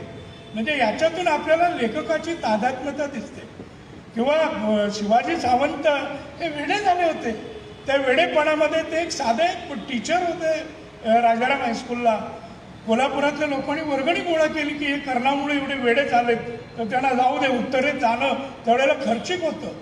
तर धुंदीमध्ये किंवा स्वामीसारखी कादंबरी सुद्धा 32-33व्या वर्षी लिहून झालेली आहे. तर तुम्ही धुंदीमध्ये एखादा लगाव असेल, जिद्द असेल, चाहत असेल, प्रेम असेल आणि त्यामध्ये त्यागाची भावना असेल तरच कलाकृती घडतात. अन्यथा सहजासहजी टेलर मेड पद्धतीनं कलाकृती हाताला नाहीत लागत. मी 100% सहमत आहे सरांनी जे सांगितलं. पण लेखक म्हणून जे त्यांनी सांगितलं, कलाकार म्हणून जे सादर करणं, तुम्ही जे म्हणालात की महाराज किंवा संभाजी महाराज तुम्हाला आधी सांगतात का आणि मग ते करता का, तर ही तादात्म्यता 100% लागते. तुम्ही जे काम करत आहात त्या कामावर तुमचा 100% विश्वास लागतो आणि त्याचबरोबर जे व्यक्तिमत्व तुम्ही साकारता आहात, इथे कलाकार म्हणून कायम एक भान ठेवावं लागतं की त्या व्यक्तिमत्वाच्या नखाची सुद्धा सर तुम्हाला आत्ता नाही आणि तुम्ही केवळ एक ते प्रतिरूप साकारत आहात. हा एक बर्ड व्ह्यू कलाकार म्हणून मात्र कायम ठेवावा लागतो. आणि ती व्यक्तिरेखा साकारत असताना इतर व्यक्तिरेखांचा जसा आपण अभ्यास करायला लागतो त्याच पद्धतीनं मग त्यांची एकूण जडणघडण कशी असेल, मग ती व्यक्तिरेखा म्हणजे जर जेव्हा महाराज साकारायचे असते तेव्हा त्यांची देहबोली काय असेल, त्यांचं प्रेशर ऑफ स्पीच काय असेल, त्यांचे डोळे आधी बोलतील आणि मग शब्द उमटतील का, एकूण त्याचा सायकोलॉजिकल ग्राफ हा कलाकार म्हणून आधी क्रिएट करावा लागतो. आणि हा जेव्हा सायकोलॉजिकल ग्राफ आपण क्रिएट करतो तेव्हा तो सायकोलॉजिकल ग्राफ करत असताना जे सर म्हणाले, विश्वास पाटील साहेब म्हणाले त्या पद्धतीनं तुम्ही जोपर्यंत त्या व्यक्तिमत्वाशी तादात्म्य पावत नाही तोपर्यंत त्याचाच सायकोलॉजिकल ग्राफ तुम्हाला मिळत नाही. आणि एकदा तुम्हाला त्या व्यक्तिरेखेचा सायकोलॉजिकल ग्राफ मिळाला, त्या व्यक्तिमत्वाचा सायकोलॉजिकल ग्राफ मिळाला की मग ती व्यक्तिरेखा साकारणं हे सोपं होतं. म्हणजे महाराजांची भूमिका साकारत असताना आणि संभाजी महाराजांची भूमिका साकारत असताना या दोन्ही गोष्टी कराव्या लागतात. तादात्म्य पावणं जे असतं ते मी कायम एक कलाकार म्हणून अगदी माझी एक भाबडी ही भावना आहे की जेव्हा जेव्हा छत्रपती शिवाजी महाराज साकारायचे असतात तेव्हा तेव्हा मी त्या भूमिकेला नतमस्तक होतो. आणि जेव्हा जेव्हा छत्रपती संभाजी महाराज साकारायचे असतात तेव्हा मी आतून कुठून तरी पेटून उठतो की आभाळा एवढं कर्तृत्व असताना सुद्धा सांगायला आम्ही इतकी वर्ष कमी पडलो. आता परत एकदा उच्चारावानं सांगायचंय जेणेकरून महाराष्ट्रातल्या प्रत्येक युवकाच्या मनात ही ठिणगी ही पुन्हा पेटेल आणि पुन्हा जे आभाळासारखं कर्तृत्व आहे त्या कर्तृत्वाला त्याच पद्धतीची सलामी ही सातत्यानं दिली जाईल. ही एक भावना कायम मनात असते आणि त्या भावनेतून या दोन्ही व्यक्तिरेखा साकारतो. पुढे मायबाप रसिक प्रेक्षकांची हे सगळ्यात मोठं श्रेय असतं मी असं काय म्हणतो. कारण 350 वर्ष तुम्ही जी दैवतं आपल्या काळजात जपून ठेवली त्यांच्या जवळपास जाणारी व्यक्तिरेखा तुम्हाला मग भले ती रंगमंचावर दिसेल, तुम्हाला ती मालिका क्षेत्रात टेलिव्हिजनवर दिसेल किंवा तुम्हाला ती चित्रपटातल्या मोठ्या पडद्यावर दिसेल. 350 वर्ष माझ्या काळजात मी जी प्रतिमा जपून ठेवलेली आहे त्या प्रतिमेच्या जवळ जाणारं हे प्रतिरूप आहे. हा निर्णय कलाकाराचा नसतो, हा निर्णय सर्वस्वी प्रेक्षकांचा असतो. त्यामुळे या जो तुमचा प्रश्न आहे या प्रश्नाचं सगळंच्या सगळं श्रेय हे मायबाप प्रेक्षकांचं आहे, ते माझं. डॉक्टर, पहिलं तुम्ही शंभूराजे केले, मग शिवाजी महाराज केले, मग संभाजी मालिका केली आणि पुन्हा आता स्वराज्य जननी जिजामातामध्ये शिवाजी महाराजांची भूमिका करताय. हा जो पुढे मागे हा जो प्रवास आहे त्याच्याबद्दल मला जरा उत्सुकता होती. मी या प्रवासाला एक वेगळं पुन्हा आयाम देईन की आपला जो आजचा विषय आहे की माध्यमांतर, इतिहासाचं माध्यमांतर. म्हणजे हा प्रवास करताना मला एक फार वेगळी गोष्ट प्रबोधनाची अशी वाटली. म्हणजे हा जो प्रवास होता पुढे मागे करताना कलाकार म्हणून अगदी सरळ उत्तर असेल तर जितक्या वेळा तुम्ही ही या व्यक्तिरेखा साकारता छत्रपती शिवाजी महाराज आणि छत्रपती संभाजी महाराज तितक्या वेळा तुम्हाला वेगळं काहीतरी गवसत जातं, वेगळं काहीतरी मिळत जातं. आणि प्रत्येक वेळी तुम्ही स्थिमित होता की अरे हा विचार मी या आधी भूमिका साकारताना केलाच नव्हता. पण जो प्रबोधनाचा भाग होता तो मी जो म्हणालो तो म्हणजे इथून मागे अफजल खान वधाचा जो उल्लेख तुम्ही केला, विश्वास पाटील सरांनी केला, त्यावेळी एक प्रतिमा ही आपल्या डोळ्यासमोर होती की आई भवानी प्रकट झाली आणि आई भवानीनं महाराजांच्या हातात तलवार दिली. ही प्रतिमा होती. कदाचित 60-70च्या दशकामध्ये काही कलाकृती ज्या झाल्या त्या कलाकृतींमध्ये आपल्याला ते बघायला मिळालं. आई भवानीनं महाराजांच्या हाती तलवार दिली. जिथे प्रबोधनाचा विषय येतो तो हा येतो की मग छत्रपती शिवाजी महाराज स्वर्गातून अवतरले आणि सिंहासनावर बसले असं तर घडलं नाही. म्हणजे मरते माणसाच्या जन्माला येऊन सुद्धा कर्तृत्वाच्या जोरावर देवत्वाला पोहोचता येतं याचं एकमेव द्वितीय उदाहरण म्हणजे छत्रपती शिवाजी महाराज. मग जर तसं असेल तर देव आणि दैव या गोष्टींचं जरी त्याला आधार असला तरी सुद्धा केवळ देवाच्या आणि दैवाच्या जोरावर महाराजांनी स्वराज्य निर्माण केलं नाही. मग हा विचार कसा द्यायचा? 2009 साली जेव्हा राजा शिवछत्रपती करत होतो तेव्हा हा विचार कसा द्यायचा याचा विचार झाला. तेव्हा असं झालं की इतक्या वर्ष चालत आलेली ही जी एक प्रतिमा आहे की आई भवानीनं महाराजांना तलवार दिली, ही प्रतिमा थेट तर खोडता येणार नाही. पण वैचारिक बैठक जर बघितली, जर सत्सद विवेक बुद्धीला अनुसरून हे केलं तर केवळ देवीनं तलवार दिली म्हणून महाराजांनी अफजल खानाला मारलं असं होऊ शकत नाही. तर त्यासाठी जो महाराजांचं कर्तृत्व आहे ते कर्तृत्व अधोरेखित केलं पाहिजे. म्हणून राजा शिवछत्रपतीमध्ये 2009 मध्ये महाराजांना ही कल्पना सुचली, देवीचा जो साक्षात्कार आहे कल्पना सुचली, याचं कुठेतरी एक बीजारोपण करता आलं.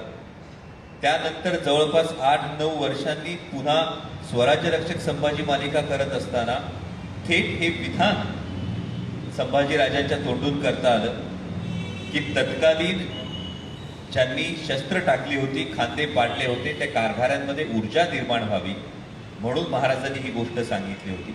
आणि आता स्वराज्य जननी जिजामातामध्ये तो टप्पा आलेला आहे, त्यामुळे ते आत्ताच सांगणार नाही, पण ते कशा पद्धतीने दाखवलं जाईल. पण हा मला असं व्यक्तिगत वाटतं, हा एक प्रबोधनाचा विषय झाला की केवळ असणारं एक प्रतीक, आई भवानीनं महाराजांच्या हाती तलवार दिली, ते आता स्वराज्य जननी जिजामातामध्ये आम्ही जे दाखवणार आहोत, यामध्ये कुठेतरी केवळ दैववादावर विसंबून न राहता कर्तृत्वावर आणि कर्तव्यावर विश्वास जर ठेवला तर कर्तृत्वाच्या जोरावर देवत्वाला पोहोचता येतं. हा जो विचार आहे, या विचाराचा प्रवास या माध्यमांतरामध्ये अशा पद्धतीनं करत आम्ही जातो. वा, फारच सुरेख अशी ती मांडणी झाली. पाटील सर, तुमच्याकडे मला एक छोटासा प्रश्न आहे. तुम्ही पानिपतामधून सदाशिवराव भाऊ पेशवे आणि ती सगळी मोठ्या व्यक्तिरेखा उभ्या केल्या. नेताजी सुभाषचंद्र बोस यांच्यावरती महानायक लिहिली, संभाजीराजांच्यावरती तुम्ही लिहिलं. या ज्या इतिहासामधल्या 3 महत्त्वपूर्ण कालखंडामधल्या 3 महत्त्वपूर्ण घटना आणि त्या 3 महत्त्वपूर्ण व्यक्तिरेखा, यांच्याकडे तुम्ही कसं बघता? कादंबरीमध्ये झालं, पण आता हे सगळं लिहून झाल्यानंतर पुढे 10-12 वर्ष होऊन गेलेली आहे आणि एक लेखक म्हणून आपल्या कलाकृतींच्याकडे आपण मागे वळून बघतो, तेव्हा तुम्हाला नेमकं काय वाटतं? या कलाकृती जीवनावर खूप परिणाम करून जातात. मी ज्यावेळेला पानिपत लिहित होतो त्यावेळेला मी एवढा त्याच्यामध्ये बुडालेलो होतो की रात्री संवाद बोलायचो, पुन्हा पहाटे उठून लिहायला बसायचो. रात्री मी स्वतः अहमद शाह अब्दाली बनायचो, नजीब खान बनायचो. एकमेकाशीच एकटाच या कोपऱ्यात गेलो की नजीब खान, या कोपऱ्यात गेलो की भाऊसाहेब, या कोपऱ्यात गेलो की अहमद शाह अब्दाली, आणि स्वतःच ते 3 रोल करत बोलायचं. आणि मग पहाटे उठून लिहायचं आणि झोप खूप अर्धवट, हार्डली 4.5 तासाच्या वर मी कधी झोपलो नसेन. मग मी काही ठिकाणी सांगितलं की मला इस्पितळामध्ये ॲडमिट करण्यात आलं. अचानक माझ्या छातीमध्ये दुखायला लागलं. लग्न होऊन फक्त 1.5 वर्ष झालेलं. ते माझ्या पत्नीने, चंद्रसेनानी, अगदी डोक्यावर पदर घेतला हॉस्पिटलमध्ये आणि माझा हात हातात धरून ऐतिहासिक स्टाईलमध्ये ती म्हणाली की इकडून पानिपतावर चोरल्या जाणाऱ्या लाखो बांगड्याचा हिसाब ठेवणं चालू आहे, ते तसंच चालू ठेवावं, परंतु माझ्या कपाळाचं पानिपत न होईल याची आपण काळजी घ्यावी. अशा पद्धतीनं मला त्यांनी सावध केलेलं होतं. आणि तुम्हाला खरं सांगतो की तेव्हा जे माझी झोप उडाली, गेल्या कित्येक वर्षामध्ये मी कधीही 5 तासाच्या वर नाही झोपू शकत. कमीत कमी 5 तास, 5.5 तास तर कधीच नाही. 5.5 तास, 5.25 तासाच्या वर मी कधीच झोपत नाही. दुपारी गाडीमध्ये जर एक 10 मिनिटं किंवा 8 मिनिटं झोप मला पुरेशी असते. तर या कादंबऱ्यांनी, माझ्या नायकांनी मला समृद्ध केलं असं म्हटलं तर वावगं ठरणार नाही. मला स्वतःला आयडेंटिटी दिली. 28व्या वर्षी एक नवा लेखक एका दिवसामध्ये, म्हणजे कादंबरी प्रकाशित झाल्यावर 15 दिवसाच्या आत पानिपतकार म्हणून माझा सगळीकडे गवगवा झाला आणि ती माझं प्रतिमा तशीच त्यापुढे राहिली. किंवा नेताजी सुभाषचंद्र बोस यांच्या निमित्तानं स्वातंत्र्याचं युद्ध मला समजून घेता आलं. गांधीजींचा आपोआप अभ्यास झाला, नेहरूंचा आपोआप अभ्यास झाला. ज्या वेळेला मी जिल्हा परिषदेला इथे होतो रायगडला, अलिबागला होतो, त्यावेळेला ते सगळे किल्ले, ते गड कोट, त्या नद्या, ती बंदरं, तो सगळा शिवकाळ आणि शंभूकाळ मला हाका मारतोय असंच वाटायला लागलं. खरं म्हटलं तर मला थोडी उशिरा संभाजी कादंबरी लिहायची होती, आणखी 10-1 वर्षानंतर, परंतु ती 2006 साली माझ्या तिथल्या पोस्टिंगमुळं लिहून झाली. तर या सर्व पुरुषांनी मला समृद्ध बनवलेलं आहे आणि जगण्याची जिद्द दिलेली आहे. जीवनामध्ये कितीही कठीण प्रसंग आला तरी त्यातून कसं उभं राहायचं हे मला माझ्या नायकांनी शिकवलेलं आहे. अन्यथा तुम्हाला माहिती आहे, लोकांनी अक्षरशः काही वेळे मला स्मशानामध्ये नेण्याचा सुद्धा प्रयत्न केला, परंतु तिथून मी उठून आलेलो आहे. याचं कारण ह्या 3 तेजस्वी ज्योती आहेत आणि मशाली आहेत आणि हेच माझ्या जगण्याचं मुख्य सूत्र आहे. वा सर, तुम्हालाच पुढचा प्रश्न मला घेऊन जायचा आहे. तर आपण माध्यमांतरावरती बोलतोय, ऐतिहासिक साधनांच्या आधारावरती. तुम्ही सर पानिपतवरती रणांगणे नाटकले, त्याच्याबद्दल जाणून घ्यायचं की एक 800-900 850 पानांची कादंबरी ती 3 तासाच्या 2 अंकी नाटकामध्ये आणणं, हे कसं काय? गागर में सागर कैसे समा गया? खऱ्या अर्थी ते आव्हान होतं. मगाशीच मी अमोलला आणि आपल्यालाही सांगत होतो की याचं सगळं श्रेय मोहन वाघ यांना जातं. मराठी रंगभूमीवरचा खऱ्या अर्थी वाघासारखा हा वाघ निर्माता होता. आणि 1992ला त्यांनी मला विचारण्यापूर्वीच पानिपत विश्वास पाटील या शब्दांची पूजा लता मंगेशकर यांच्या शुभ हस्ते केलेली होती. आणि ते मला दरवर्षी म्हणायचे, अरे नाटकली नाटकली. आम्ही पण त्यांची गंमत करायचो, अरे एवढं मोठं पानिपतचा विषय आणि 2-2.5 तासामध्ये कसं काय लिहिणार. मग पुढे 99 साली अचानक रात्री 1-1:30 वाजता मला फोन आला. म्हणाले, मी ब्रॉडवेवरनं बोलतो, न्यूयॉर्कमधून, विश्वासराव उठा. मी म्हटलं, बोला काका, काय हुकूम आहे? ते म्हणाले, अरे तू ते ला मिझरेबल कादंबरी वाचलीस का, व्हिक्टर ह्युगोची? मी म्हटलं वाचली, गेल्याच वर्षी वाचली. केवढी मोठी आहे? मी म्हटलं आहे ना, साधारणतः 1400 ते 1450 पानाची आहे. तर ते म्हणाले, हे बघ, मी आत्ताच ब्रॉडवेमधून थिएटरमधून बाहेर आलो. जर 1400 पानाच्या एवढ्या विस्तृत कादंबरीवर 1.5 तासाचं उत्तम नाटक होऊ शकतं, तर पानिपतवर का होऊ शकत नाही? आणि मग आम्ही कानाला खडा लावला आणि दुसऱ्या दिवशी ते लिहायला सुरुवात केली. मग त्याचे अनेक तर्जुमे झाले आणि मग त्याला न्याय देणारा वामन केंद्रेसारखा डायरेक्टर मिळाला आणि तो एक इतिहास बनला. आणि त्यावेळेचे आता संजय पाटील त्याला साक्षीदार आहेत. त्यावेळेचे सगळे जे नवे नट होते ते बहुतांशी सगळे नट पुढं 10 वर्ष 15 वर्ष रणांगणची टीम ही टी व्हीला आणि मराठी चित्रपटाला मिळाली. एवढं भरभरून त्या नाटकानं दिलं. तर एक काही वेळेला आव्हान म्हणूनही स्वीकारावं लागतं, एक अपघात म्हणून सुद्धा काही वेळेला जीवनात चांगली माणसं भेटावी लागतात. हा वाघ वाघासारखा मनुष्य भेटला नसता तर हे रणांगण कदाचित माझ्यातून लिहूनही झालं नसतं. तर जीवनामध्ये जशी प्रत्येकाला वाटतं संसार होण्यासाठी चांगली बायको भेटावी लागते, तसं आजूबाजूला कलाकारांना आणि लेखकाला सुद्धा चांगले मित्र भेटावे लागतात.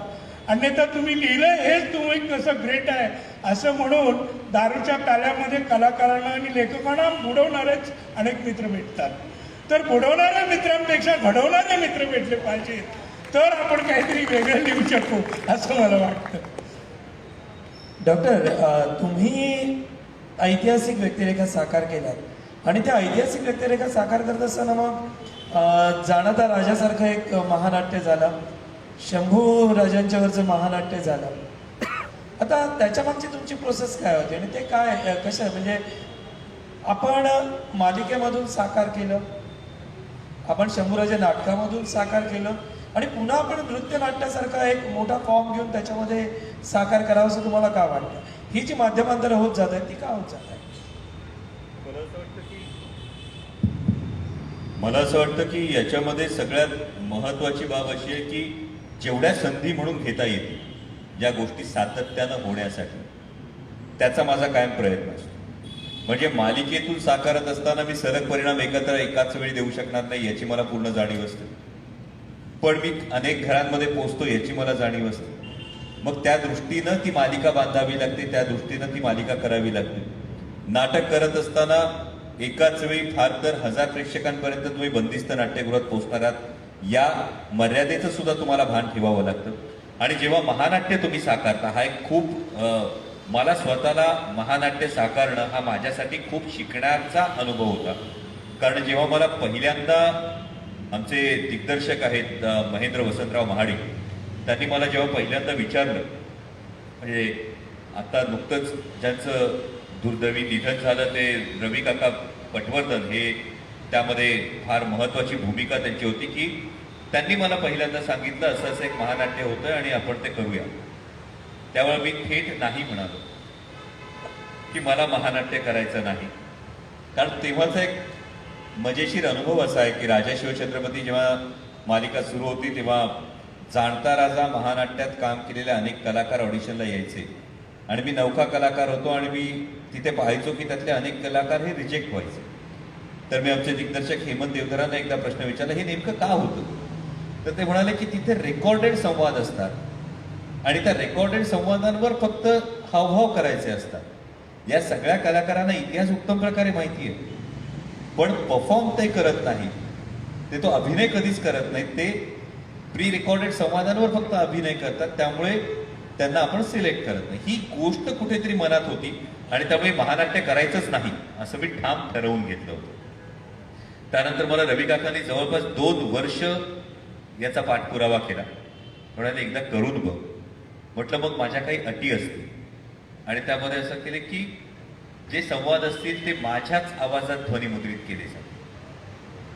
मला आधी तुम्ही स्क्रिप्ट पाठवा, मी त्या स्क्रिप्टची माझ्या पद्धतीनं तालीम करेन आणि मग मी ते रेकॉर्ड करेन आणि मग ते झाल्यानंतर एक एक जेव्हा त्यातली प्रयोगशीलता कळायला लागली, त्यामध्ये आता महानाट्य शिवपुत्र संभाजी जेव्हा सादर होतं तेव्हा जवळपास 12 एंट्रीज या घोड्यावरून प्रेक्षकांमधून होता.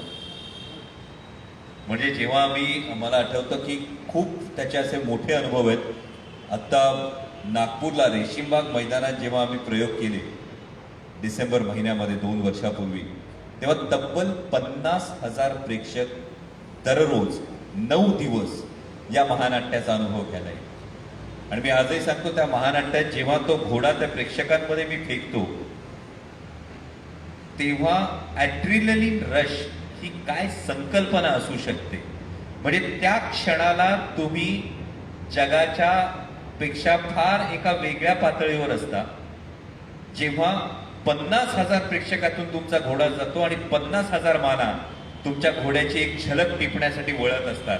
ती जी एक भावना असते, त्यावेळेची जी एक फिलिंग असते ती शब्दाच्या पलीकडची असते. पण मग हे प्रयोग करायला मिळतात. म्हणजे अजूनही माझी अशी एक प्रचंड इच्छा आहे की ज्या पद्धतीनं ऑपेरा सादर होतात या पद्धतीनं जर एखादं महानाट्य आपण सादर करू शकलो तरी एक फार मोठी गोष्ट. म्हणजे माझे सहकारी आणि मार्गदर्शक राजन बने इथे बसलेले आहेत. या महानाट्याचा एक प्रसंग सांगतो. वाशीला, नवी मुंबईला महानाट्याचा प्रयोग सादर होता. तोपर्यंत बने काका मला वाटतं आपण जवळपास 300 प्रयोग शंभूराजेचे केलेले होते.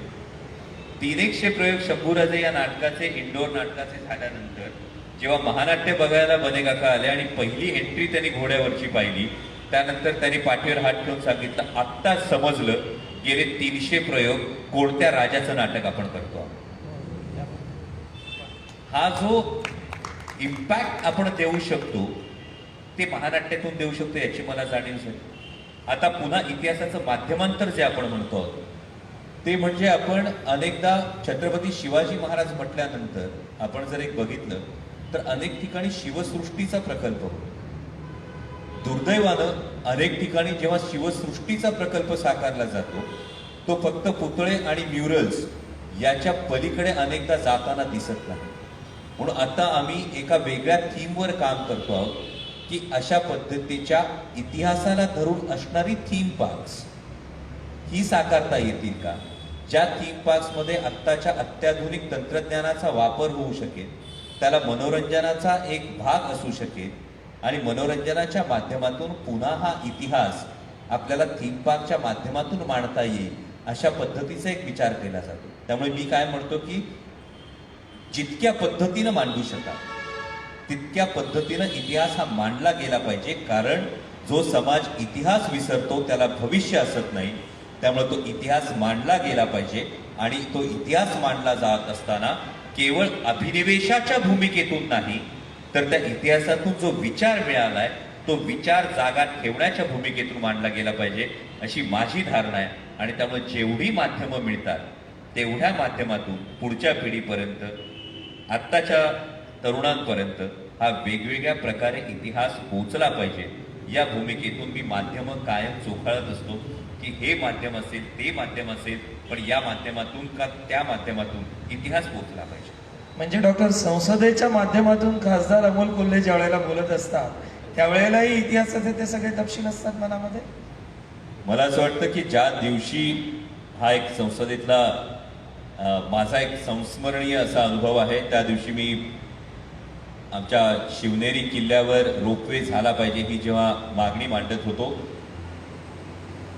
तेव्हा खरं तर ही अभिमानाची गोष्ट होती की मी पहिल्यांदा संसदेत हे बोलू शकलो की Chhatrapati Shivaji Maharaj was the only king who was not born as a king, who never betrayed anyone to become a king.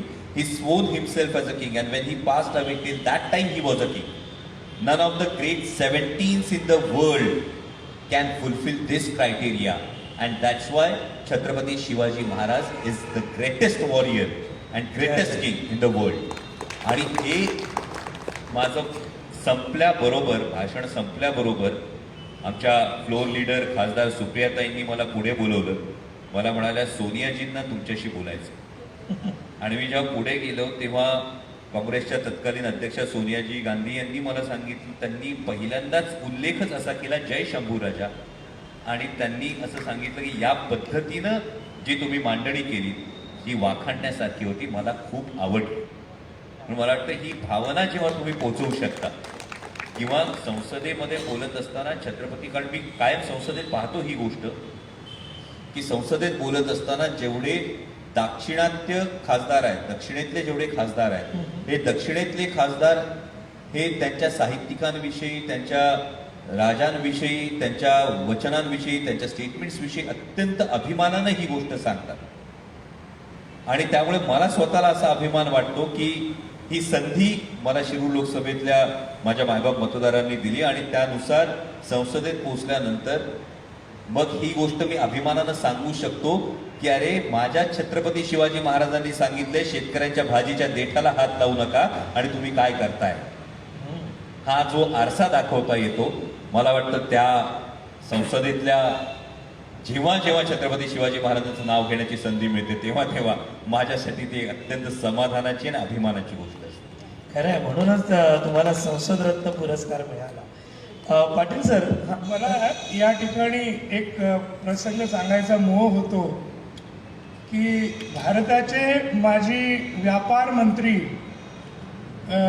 Doctor Mohan धारिया हे एका कामानिमित्त रायगडला माझ्याकडे आले होते. 3 दिवस आम्ही माझ्या मोटारीतून ते रायगड सगळ्या जिल्हा फिरत होते. त्यावेळेला त्यांनी मला एक प्रसंग सांगितला.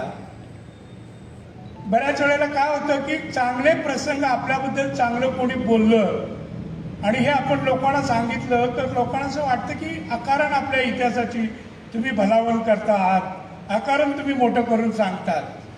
पण मोहन धारियांच्या मुखातून मी ऐकलेला किस्सा आहे की ते मंत्री असताना व्हिएतनामवरून 12 मंत्र्यांचं एक शिष्टमंडळ दिल्लीला आलं, दिल्ली पाहायला आलं आणि तिथून त्यांनी कळवलेलं होतं की आम्हाला एक चांगला किल्ला बघायचा आहे. आणि मग भारताच्या पंतप्रधानांनी त्यांची व्यवस्था केलेली आणि त्यांना लाल किल्ल्यावर नेलं. हा लाल किल्ला असा आहे, तसा आहे, तसा आहे. सगळ्यांच्या चेहऱ्यावर एक प्रश्नचिन्ह होतं की काहीतरी चुकल्यासारखं वाटत होतं. मग त्यांनी विचारलं की व्हॉट डू यू वॉन्ट, तर त्यांनी सांगितलं की yes, this fort is very big, very strong, it is a great monument, but where is Raigad. तुम्ही आम्हाला लाल किल्ला दाखवताय पण रायगड कुठे आहे. आणि मग स्पेशली त्यांना आणून रायगड दाखवण्यात आला. याचं कारण असं की व्हिएतनामसारखा एक छोटा देश, ज्या वेळेला तिथले क्रांतिकारक एकत्र आले होते आणि अमेरिकेसारखं एवढं प्रचंड राष्ट्र, त्या राष्ट्राच्या विरोधात झुंज द्यायची होती, साधनं कमी होती, पैसे कमी होते, सगळं कमी होतं. म्हणजे तुम्ही त्या हॉलिवूड सिनेमामध्ये पाहिलं असेल की एक एक झाड असेल तशी झाडासारखी हेलिकॉप्टर यायची आणि आग ओकून त्यांना बंबार्टमेंट करून जायची. तर अशा वेळेला एवढ्या मोठ्या अमेरिकेशी लढण्यासाठी गोरगरिबांची फौज बांधणारा, गोरगरिबांचं राज्य उभारणारा जगाच्या इतिहासात कोणी राजा आहे का, यासाठी त्यांनी खास अभ्यास केला आणि ते शेवटी शिवचरित्राजवळ थांबलेले होते. आणि त्यावेळेला त्यांना असं लक्षात आलं की मराठ्यांचा इतिहास हाच इतिहास एक आहे की औरंगजेबाविरुद्ध, दिल्लीपती विरुद्ध 30-35 वर्ष लढणारा हा देश आहे आणि शिवाजी महाराजांपासून त्यांनी प्रेरणा घेतलेली होती आणि अक्षरशः त्यांना सुद्धा 30-32 वर्ष अमेरिकेविरुद्ध लढायला लागली. म्हणजे याचा अर्थ असा की यांनी सांगितलं त्याप्रमाणे, अमोलनी सांगितलं त्याप्रमाणे शिवरायांची महती किती मोठी आहे की अमेरिकेविरुद्ध लढण्यासाठी शिवरायांच्या विचाराचा बाप्तिस्मा या लोकांना घ्यावा लागला. म्हणजे यातून आपल्याला याची महती दिसते. मी खरंच त्याच्याविषयी हे म्हणत की आपण इतिहासाच्या माध्यमांतराविषयी बोलतो आणि हे माध्यमांतर करत असताना मला असं वाटतं की कादंबरीकार असतील, चित्रपट लेखक असतील, मालिका लेखक असतील, निर्माते असतील किंवा आपण सगळे प्रेक्षक असतील, आपल्या सगळ्यांची एक जबाबदारी आहे की मी कायम असं म्हणतो की जेव्हा आपण परदेशात आणि परराज्यात जातो ना, तेव्हा ज्यांचं नगभर कर्तृत्व आहे त्यांचा हातभर सांगतात. आपल्या राज्याचं आभाळभर कर्तृत्व आहे, आपण सांगायला कुठेतरी कमी पडतो. म्हणजे जसा आता पाटील साहेबांनी उल्लेख केला त्या पद्धतीनं माओ से तुमच्या आत्मचरित्रात आहे की the tactic of guerrilla war was learn from a Hindu king name Shivaji in India. किंवा बॅटल ऑफ प्रतापगड हे उत्तम युद्धनीतीचं कौशल्य म्हणून शिकवलं जातं. किंवा उंबरखिंडीची जी लढाई आहे ती minimum effort and maximum effect he war strategy म्हणून शिकवली जाते. पण हे वेगवेगळ्या माध्यमातून हा इतिहास प्रभावीपणे मांडणं ही आपली जबाबदारी असं मला वाटतं. आणि प्रेक्षक म्हणून या सगळ्याला प्रतिसाद देणं ही आपली जबाबदारी आहे, हे आपण अनेकदा विसरतो. म्हणजे ज्या वेळेला ज्योती सावित्री सारखी मालिका लवकर बंद करावी लागते आणि TRP नावाच्या एका राजकारणामध्ये ऐतिहासिक गोष्टी ज्या आहेत त्या अडकतात आणि मग काहीतरी पैशाचं गणित काढतात. मला वाटतं प्रेक्षक म्हणून आपली पण ती जबाबदारी आहे की आपण या गोष्टींना प्रतिसाद दिला पाहिजे. TRP आहे, पैसे ओतलेले आहेत, सगळं आहे, पण माध्यमांतर करत असताना बघणाऱ्या प्रेक्षकाची पण ती जबाबदारी आहे असं मला अत्यंत तीव्रतेने वाटतं. सर, तुम्हाला काहीतरी बोलायचं आहे? पण आता सावित्रीबाईवरचा सुंदर सिनेमा आमच्या सरजू काटकर नावाचे लेखक आणि पत्रकार आहेत बेळगावचे, आणि त्यांनी लिहिलेला त्याला अनेक नॅशनल अवॉर्ड मिळालेले आहेत आणि तो कन्नड सिनेमा आहे आणि कन्नड सिनेमा गाजतो आहे. आणि मला तुम्हाला सांगायला आनंद वाटतो की बेळगाव आणि इतर प्रश्नावर कर्नाटकाचं आणि आमचं कितीही वैर असो, पण परवाच मी कर्नाटकात जाऊन आलो तर सावित्रीबाईंची पूजा महाराष्ट्रापेक्षा तिथल्या शाळेमध्ये, तिथल्या शाळेच्या भिंतीवर कर्नाटकामध्ये आजकाल मोठ्या प्रमाणावर असते, हे मला अभिमानानं सांगावंच वाटतं. क्या बात आहे. ही चर्चा अशीच रंगत जात आपल्याला दिवसचे दिवस पुरणार नाही आहेत, परंतु आपल्याला वेळेचं भान ठेवलं पाहिजे. आजच्या या सबंध चर्चेमध्ये एक तर गोष्ट आहे, माध्यमांतराचा आपण विषय म्हणतो आहोत. ऐतिहासिक साधनं जी उपलब्ध आहेत त्या उपलब्ध ऐतिहासिक साधनांना ज्या वेळेला आपण साहित्यकृतीमध्ये किंवा चित्रपटामध्ये, नाटकामध्ये, मालिकांच्या मध्ये माध्यमांतरित करत असतो, तुमच्या दोघांच्या बोलण्यामध्ये एक तपशील सापडला. तो तपशील मी तुमच्या दोघांच्या समोर विचारार्थ मांडतो. आपण आता शहाजीराजांच्या वरती काहीतरी झालं पाहिजे, जसं शिरीष गोपाळ देशपांडेंनी एक प्रयत्न केला. एक शहाजीराजांच्या वरती उत्तम अशी त्यांच्या सबंध व्यक्तिमत्वाला पेलणारी कादंबरी आपण लिहावी असं सूत्र या निमित्ताने मला जन्माला आलं तर बरं आहे.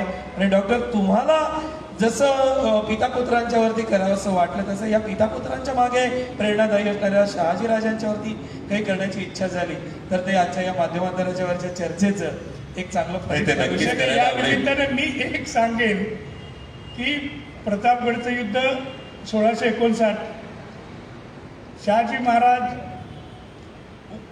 घोड्यावरून पडून वारले, त्यांचा अपघाती मृत्यू झाला घोड्यावरून पडून, तो 1662. छत्रपती शिवरायांनी विजापूरचा सिपा सालार, तिथल्या सर्वांपेक्षा श्रेष्ठ, ज्याला आदिलशाहनं परवानगी दिली होती आणि बडी बेगमेच्या समोर दरबारातून उठून तो बाहेर गेला आणि जो कानूनन विजापूरचा वजीर आलेला होता त्या वजीराला हत्तीवरून खाली खेचून त्याचे तुकडे करणारा अफजल खान, एवढा मोठा अफजल खान, म्हणजे त्या विजापूरचे डोळे, त्यांचं हृदय होतं त्यावेळेला. आणि एवढ्या मोठ्या अफजल खानाला फाडलेला असताना सुद्धा त्यावेळेला शिवरायांचे पिता शहाजी महाराज विजापुरात उपस्थित असताना त्यांच्या अंगाला कसपटा एवढा हात लावण्याचं धाडस विजापुराला करणं झालं नाही.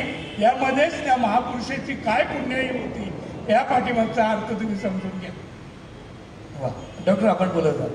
मी तेच म्हटलं की म्हणजे हे पुन्हा पुन्हा असं होतंय की हा जो सगळा थरार आहे हा इतिहास माध्यमांतरित करत असताना अनेक माध्यमातून मला अनुभवता आला आणि आता पुन्हा स्वराज्य जननी जिजामाता मालिकेत तो पुन्हा एकदा आता लवकरच तो अनुभवायला मिळणार आहे.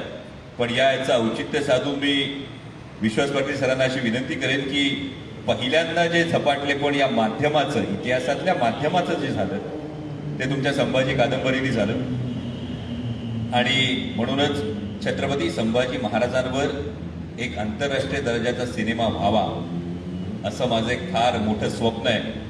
आणि मला असं या निमित्तानं तुम्हाला विनंती करायची की त्याचं लेखन आपण जर केलं तर त्याला एक फार वेगळा आयाम मिळू शकेल आणि तशी आपल्याला विनंती करतो आणि आपण जर मिळून ही गोष्ट करायची म्हटली तर ती नक्की शक्य होईल. वेळ जाईल पण ही गोष्ट शक्य करू अशी मी आपल्याला विनंती करतो. जेव्हा आपण सिनेमा करू त्या काळामध्ये ह्याच तृष्णेनं आणि ह्याच आकांक्षेनं आपण उभे असाल तर मी आपल्या पाठीशी उभा आहे. धन्यवाद. या बात आहे.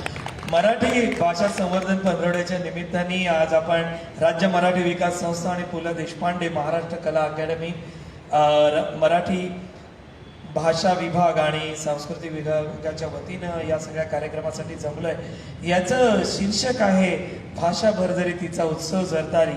डॉक्टर तुम्ही एक विश्वास पाटील यांच्याकडे मागणं केलं मराठीच्या समस्त मराठी माणसांच्याकडून अभ्यासकांच्याकडून मराठी बोलणाऱ्या या जवळपास 13 कोटी लोक या जगामध्ये आहेत त्यांच्याकडून तुम्हाला विनंती आहे आता आणि हेला नाही म्हणू शकणार नाही तुम्ही.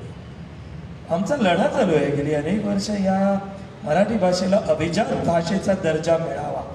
आज इथे या निमित्ताने तुम्ही आम्हाला आश्वासन द्यावं वचन द्यावं की मराठी भाषेला अभिजात दर्जा मिळवण्यासाठी संसदेमध्ये तुम्ही आमच्यासाठी आवाज उठवावा.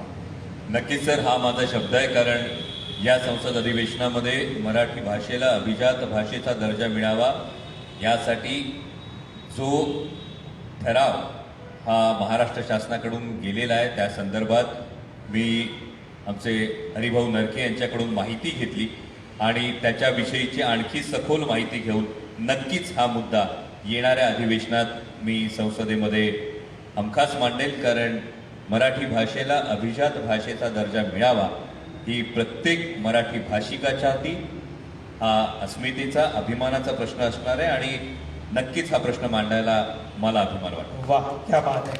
आपण संपण्यापूर्वी जर प्रेक्षकांच्या मध्ये आता थांबण्यापूर्वी जर कोणाच्या मनामध्ये प्रश्न असतील तर आपण 2 प्रश्न घेऊया.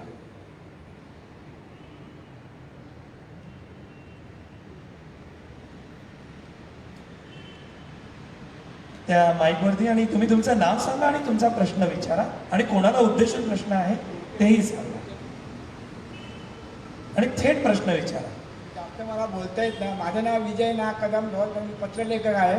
माझी एकच इच्छा आहे की ज्याप्रमाणे दिल्लीला मोंगलशाही इतिहासात दाखवलं जातं त्याप्रमाणे आपण शिवाजी पार्कला किंवा गेट ऑफ इंडियाला मोंगलशाही त्याचप्रमाणे शिवाजी महाराजांचा इतिहास राखवला तर जास्तीत जास्त जिथं ते परदेशी लोक येतात त्यांनाही शिवाजी समजू शकेल, शिवाजी महाराजांचा समजू शकेल. धन्यवाद.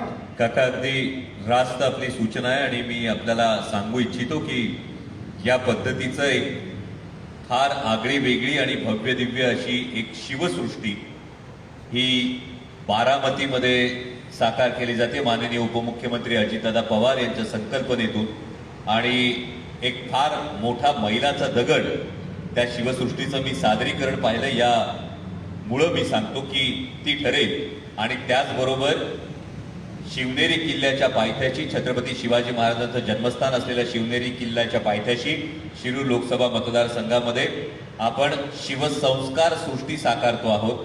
म्हणजे राष्ट्रमाता जिजाऊ माँसाहेबांनी महाराजांना दिलेला संस्कार आणि महाराजांनी महाराष्ट्राला दिलेला संस्कार अशी शिवसंस्कार सृष्टी आपण शिवनेरी किल्ल्याच्या पायथ्याशी साकारतो आहोत. मला वाटतं या पद्धतीनं ही सुरुवात असेल आणि जी तुम्ही अपेक्षा व्यक्त केली, कदाचित महाराष्ट्राच्या राजधानीत सुद्धा अशी गोष्ट साकारली जावी ही एक शिवभक्त म्हणून नक्कीच माझी भावना असेल आणि त्यासाठी तो पाठपुरावा आपण नक्की करू. मनापासून धन्यवाद. आणखीन एखादा प्रश्न? वेळ होतो आहे. मी माझ्या स्वतःच्या वतीनं विश्वास पाटील सर आणि डॉक्टर अमोल कोल्हे खासदार यांना धन्यवाद देतो. मिती क्रिएशन्सनी आणि राज्य मराठी विकास संस्था पु ल देशपांडे महाराष्ट्र कला अकॅडमीने या दोघांची मुलाखत घेण्याची मी कधीच विसरू शकणार नाही अशी संधी मला दिली, त्याबद्दल त्यांच्याविषयी मी ऋण व्यक्त करतो. धन्यवाद. एकच मिनिट फक्त आपण थांबवावं. मी राज्य मराठी विकास संस्थेतील अतिशय उत्तम पद्धतीने कार्यक्रम झाला, पण काही औपचारिकता असतात. मी उद्याच्या कार्यक्रमाची आणि आजच्या कार्यक्रमाचे आभार प्रदर्शनासाठी अश्विन माळवदकर यांना विनंती करतो की समोर त्यांनी यावं.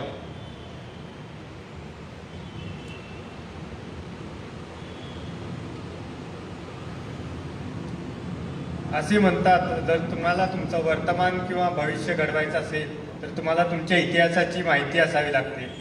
अशा ऐतिहासिक घडामोडींचा आणि लेखनांच्या अशा ऐतिहासिक घडामोडींचा आपल्याला माहिती व्हावी यासाठी आपल्या लेखनांच्या व कलांच्या माध्यमातून सर्व लोकांपर्यंत पोहोचणारे असे दोन महत्त्वाचे व्यक्तिमत्व आपल्याला या कार्यक्रमासाठी मार्गदर्शक म्हणून लाभले.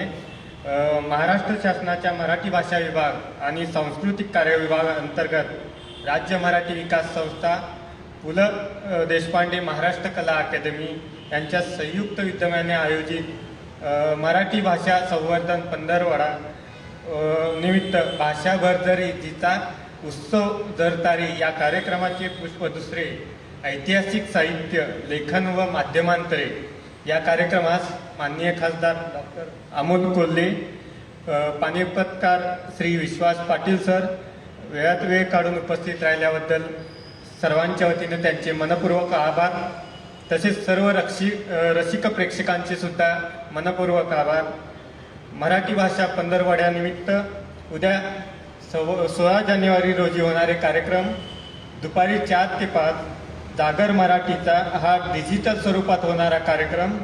विषय आहे स्त्रीवादी साहित्य. सहभाग डॉक्टर सिसिलिया कारवलो, नीरजा, डॉक्टर प्रज्ञा पवार.